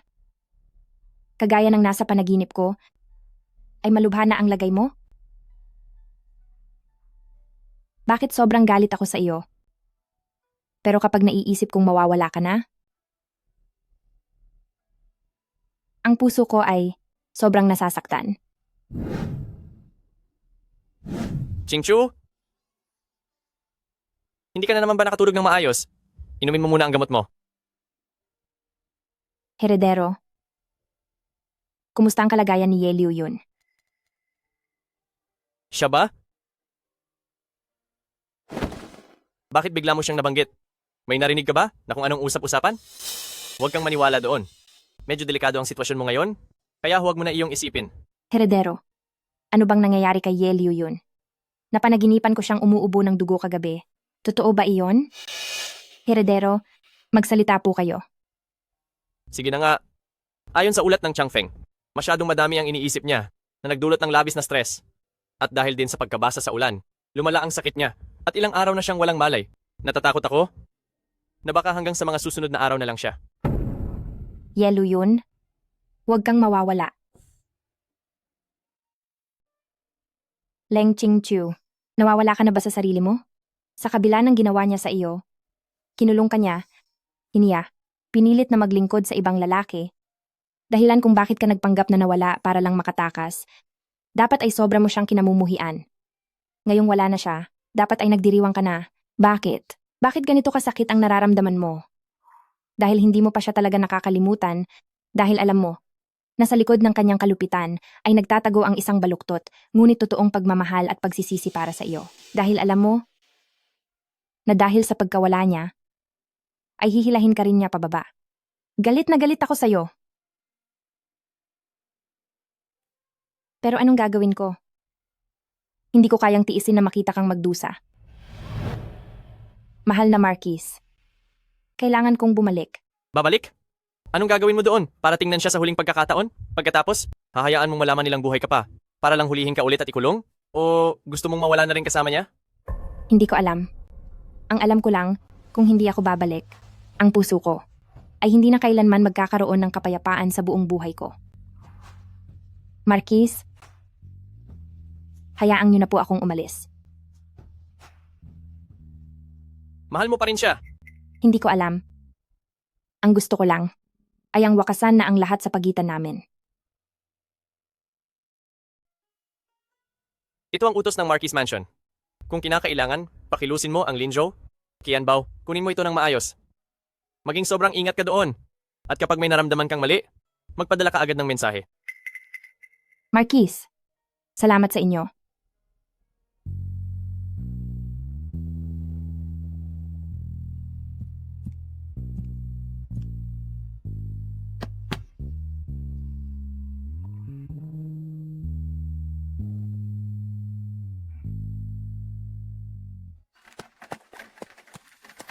Qingqiu, kung ito man ang iyong tadhana, handa akong harapin ito para sa iyo. Yelo yun.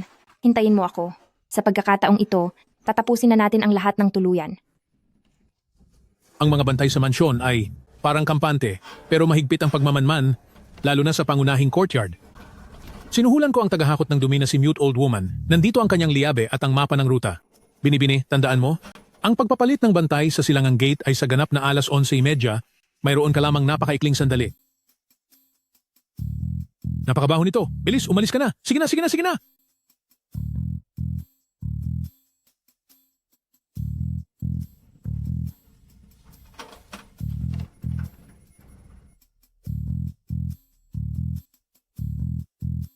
Bilis, tawagin si Mansion Doctor. Bilisan nyo. Tawagin ang manggagamot. Mayroon na namang lumabas sa bibig niya.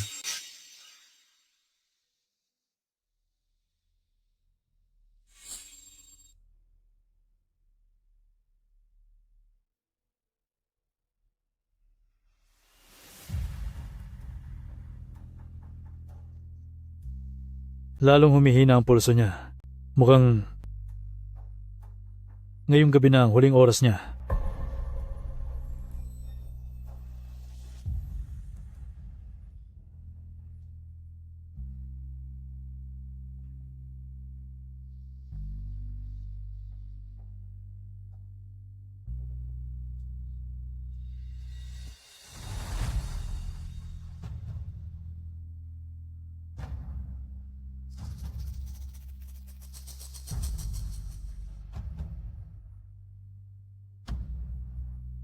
Sir, kumalma po kayo at magpakatatag. Nagmamakaawa po ako sa inyo. Chingchu, huwag kang aalis.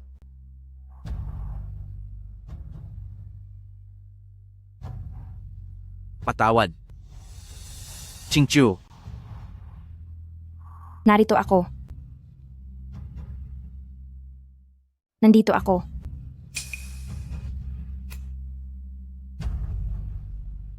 Ye Liu Yun. Ye Liu Yun. Ako si Leng Qingqiu. Ako si Leng Qingqiu. Dali, idilat mo ang iyong mga mata at tumingin ka sa akin. Be, Leng? Kayo ba talaga iyan, Beb? Leng? Salamat sa langit. Sir, idilat niyo po ang inyong mga mata. Nagbalik na po si Beb. Leng, nandito pa rin siya. Ang lalaking ito, hindi ba't ikaw ang pinuno ng lungsod? Hindi ba't kaya mong gawin ang lahat? Gumising ka na please. Gumising ka na. Gumising ka. Doktor, tawagin ang doktor. Doktor! Doktor, Chingqiu, Liu Yun. Chingqiu, huwag kang aalis. Nandito lang ako. Nandito lang ako. Huwag kang aalis. Hindi ako aalis. Hindi ako aalis. Nandito lang ako sa tabi mo. Maayos na po ang lagay ng Panginoon dahil sa tulong mo. Pero, ang tungkol sa muli mong pagpapakita matapos mawala ay hinding-hindi dapat malaman ng iba. Kung hindi ay malaking gulo ang mangyayari. Naiintindihan ko. Para sa lahat, ako pa rin ang pumanaw na si Leng Qingqiu. Habang narito ako ay magpapanggap na nahanap ni Sir Changfeng bilang isang piping manggagamot na si Ali para bantayan at alagaan si Sir City Lord. Pasensya na sa abala sa iyo. Titiyakin kong walang lalabas na balita rito sa mansion. Sasabihin ko lang na nakakuha tayo ng lunas mula sa isang tanyag na manggagamot. Ngunit sa labas, lalo na sa panig ni Marquis. Padadalhan ko siya ng mensahe upang malaman niyang ligtas ako at para mapanatag ang loob niya.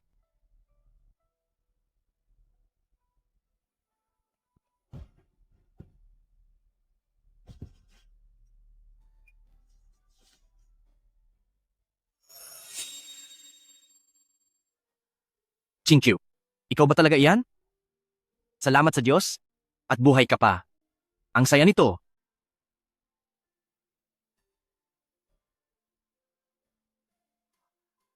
Chingqiu, buhay ka nga.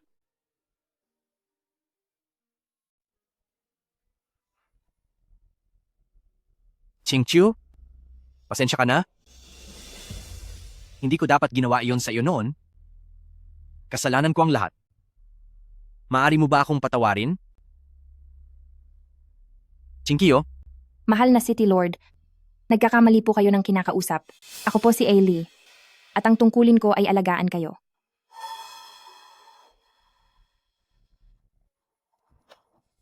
Ali?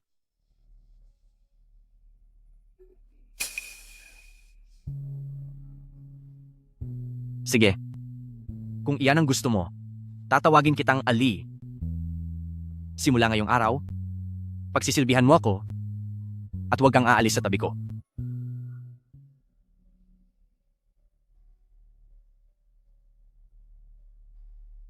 Kailangan nyo na pong uminom ng gamot.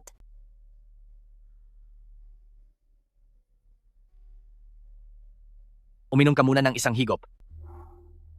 Bakit ko po iinumin ang gamot nyo ng basta-basta? Mukhang talagang ayaw mo pa rin akong patawarin.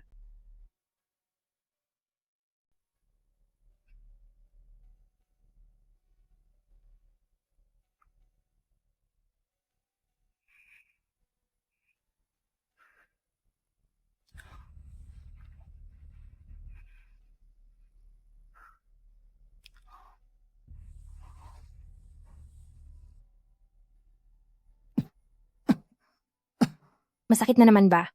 Hahanapin ko ang doktor ng mansyon. Huwag kang umalis. Dito ang masakit. Chingqiu, pwede bang manatili ka sa tabi ko? Huwag mo na akong iwan.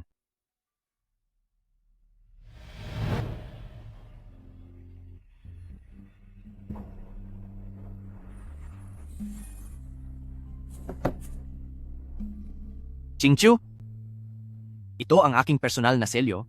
Sa iyo ko na ito ipagkakatiwala.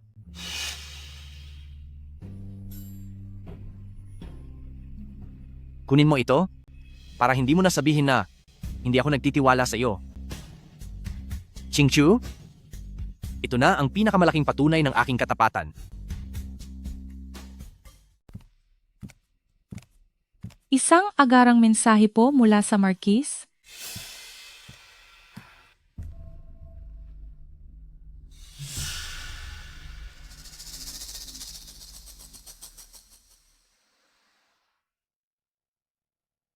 Chingqiu, alam kong binihag kanila. Ginagamit ni Yeliu ang kanyang sakit para pilitin ka. Wala siyang hiya. Kapag pinilit ka pa niya, ibibigay ko ang lahat ng sa akin para tapusin ang kuta ng City Lord. Hintay mo ako. Chingqiu, buksan mo ito. Gamitin mo ang mga ito para igawa ka ng mga bagong damit. Ang babae ko ay dapat lamang magsuot ng pinakamagara. City Lord, ang lahat ng gintong ito at mamahaling tela ay dapat mong itabi na lang para sa magiging asawa mo. Para sa susunod na City Lords Lady? Chingqiu, balak mo pa rin ba akong iwan? Sa habang buhay, ikaw na ang pinili ko at mananatili ka lang sa tabi ko.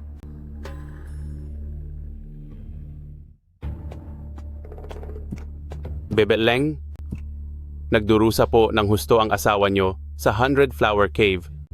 Gusto niya pong itanong sa inyo, nakuha nyo na po ba ang inyong paghihiganti? Dahil kay Yeliu yun, kaya humantong sa ganito ang lahat. Ngayong malapit na kayo sa kaniya, ito na po ang pagkakataon nyo mula sa langit. Sa pamamagitan ng lihim na ito, ay mapapakulong at mapaparusahan po siya.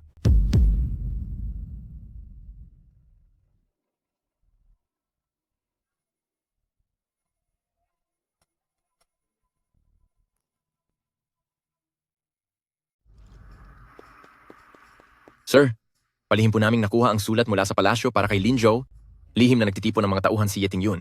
Nakikipag-ugnayan siya sa mga dati niyong tauhan na galit sa inyo. Natatakot po akong manganib ang inyong tahanan. Ang tapang ni Yeting Yun, nagawa niya pang magrebelde. Ipaalam sa lahat, kailangan ng kumilos ng mga espiya natin kay Linzhou. Kapag gumalaw siya kahit isang beses, huwag siyang paligtasin. Masusunod po. Mula kay Leng Ru ang hardinerong iyon, di ba? Wala talagang balak tumigil si Leng Ru. Tungkol naman kay Yeting Yun. Sana naman ay, huwag siyang gumawa ng kalokohan dahil sa akin.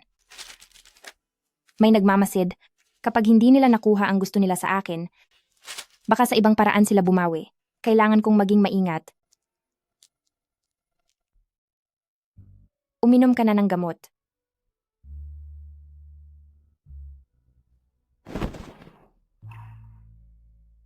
Chinkyu, hindi ako mapakali nitong mga nakaraang araw.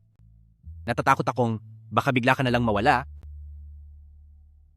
at hindi na kita mahanap. Patawarin mo ako? Sa dami ng mga nagawa ko noon para saktan ka. Pero hindi ko alam kung paano ko ipapakita ang pagmamahal ko sa'yo. Pero sa totoo lang, mahal na mahal kita mula noon pa. Huwag mo akong iiwan. Sige na.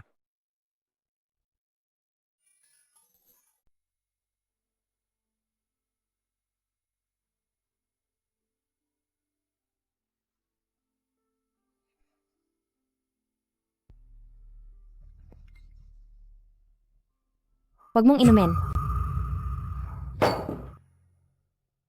Bakit? Masyadong mainit ang sabaw. Gusto ko lang po sana itong hipan para sa inyo. Pasensya na po sa pagiging lampa ko. Patawarin niyo po ako. Mahal na Lord ng lungsod. Umalis muna kayong lahat. Naniniwala ka bang may laso ng sabaw? Pinuntahan ako ng mga kasabwat ni Lengru. Kung ganoon, bakit hindi mo agad sinabi sa akin? Ayaw ko lang silang mabigla o matakot bago mahuli.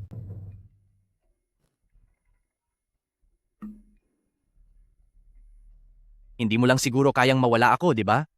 Sa loob ng puso mo, may nararamdaman ka para sa akin, tama ba? Ikaw ang bahalang manghula. Sir, pinalibutan ng markis at ng mga tauhan niya ang mansyon at pilit silang pumasok.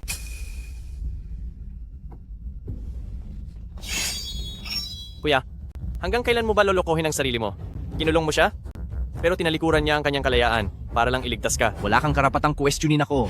Kung hindi mo lang siya niloko para magtanan kayo, hindi sana siya nahulog sa gusali at malubhang nasugatan. Tama na. Ano ba ang tingin niyo sa akin? Isang premyo lang ba?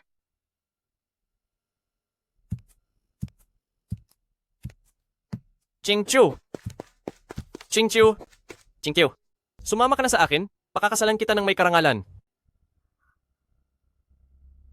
Marquis, ang pagmamahal at pag-aalaga mo sa akin ay hinding-hindi ko malilimutan habang buhay. Ngunit sa kasamaang palad, ang puso ko ay matagal na ring nakabaon sa impyerno.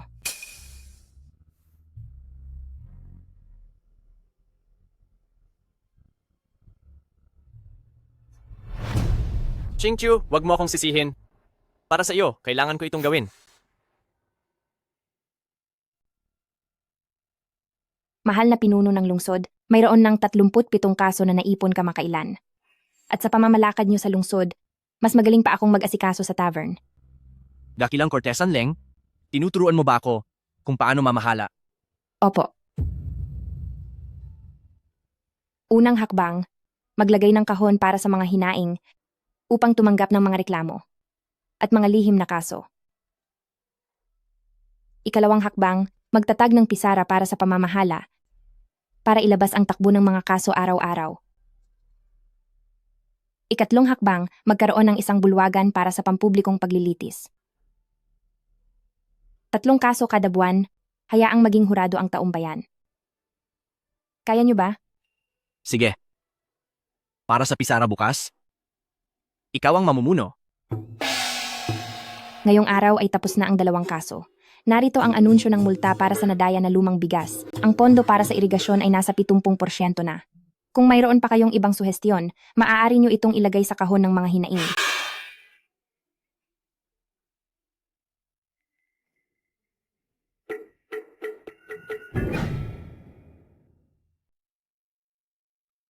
Napag-isipan niyo na po ba ng mabuti, Panginoong Hu? Kapag napatalsik natin si Ye Liu Yun, si Bebe, Leng ay magiging isang phoenix na wala ng tagaprotekta. At sa wakas ay maaari na kayong magsama habang buhay.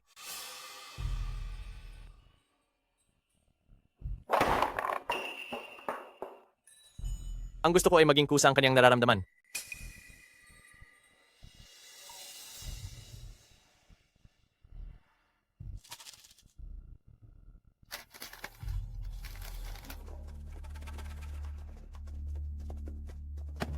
Buksan nyo.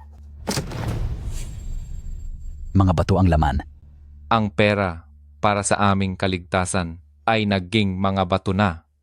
Anong nangyayari rito? Ang pinuno ng lungsod na si Yelyu Yun ay nagnakaw ng pondo para sa kalamidad at lihim na nakipagsabuatan sa Beidi. Dakpin siya. Sandali lang.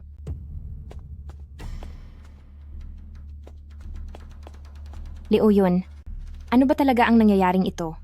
Chingchu, huwag kang mag-alala. Ayos lang ang lahat. Huwag kang mag-alala. Sisiguraduhin kong malilinis ang pangalan mo sa mga maling paratang na ito.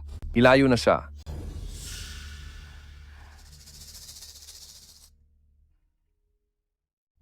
Ngayong gabi, pagsapit ng hating gabi, itatakas kita rito. Siguradong matatapos na siya.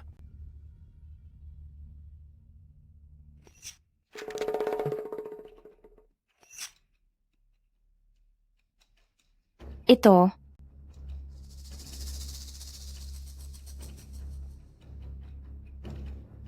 akala mo ba sa akin ako pa rin ang dating Leng Qingqiu na gumagapang sa butas ng aso? Ang pagpapalit sa pilak para sa kalamidad, nangangailangan ng hindi bababa sa 30 malalakas na lalaki. Ang sabay-sabay na pagkawala ng mga trabahador ng Sicheng, mga kawal lang ng gobyerno ang may kakayahang magpalipat-lipat ng mga tao.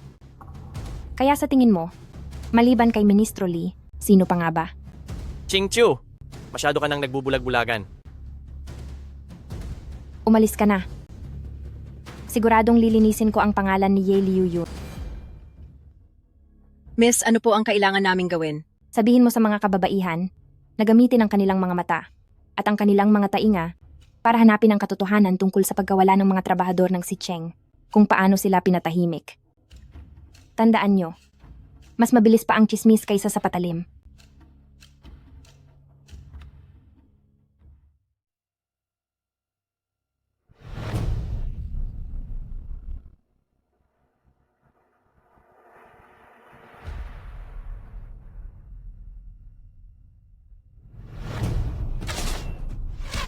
Mag-iingat ka, bilis. Umalis na tayo. Alis.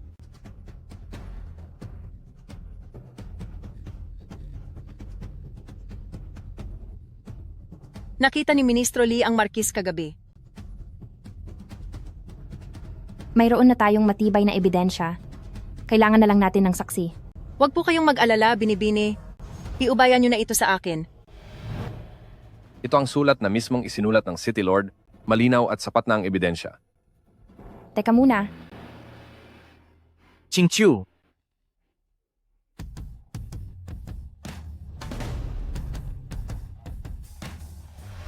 Ginoo, pakinggan niyo po muna ako. Mayroon po akong ebidensya. Nakita ko po ito sa lugar ng mga yumao mula sa bangkay ng kargador na hindi inaasahang nawala.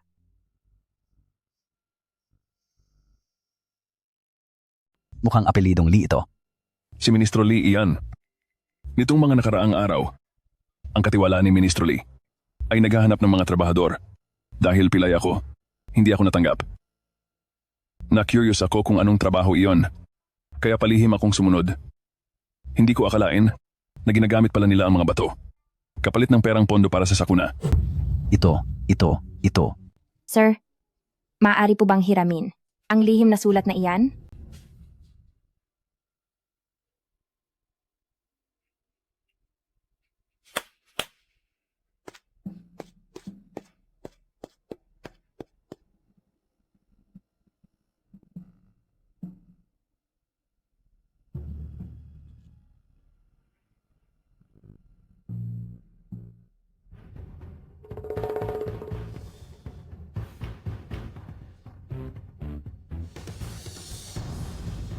Tumingin kayong lahat. Ang Marquis pala. Ang Marquis ang nambebenta sa punong lungsod. Ang Marquis pala ang may gawa nito. Palayain ang punong lungsod. Palayain siya, palayain siya, palayain siya, palayain siya, palayain siya, palayain siya. Pakawalan niyo siya. Palayain siya. Tama? Nambibintang lang ba kayo?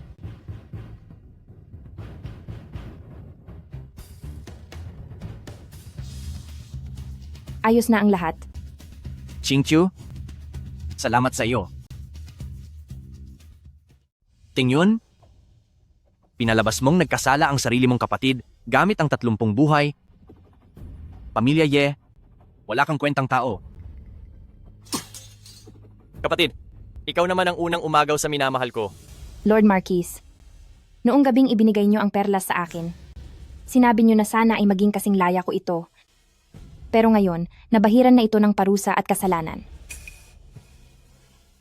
Ginawa ko ang lahat para lang ipakita sa iyo ang katotohanan na isa siyang malupit na pinuno.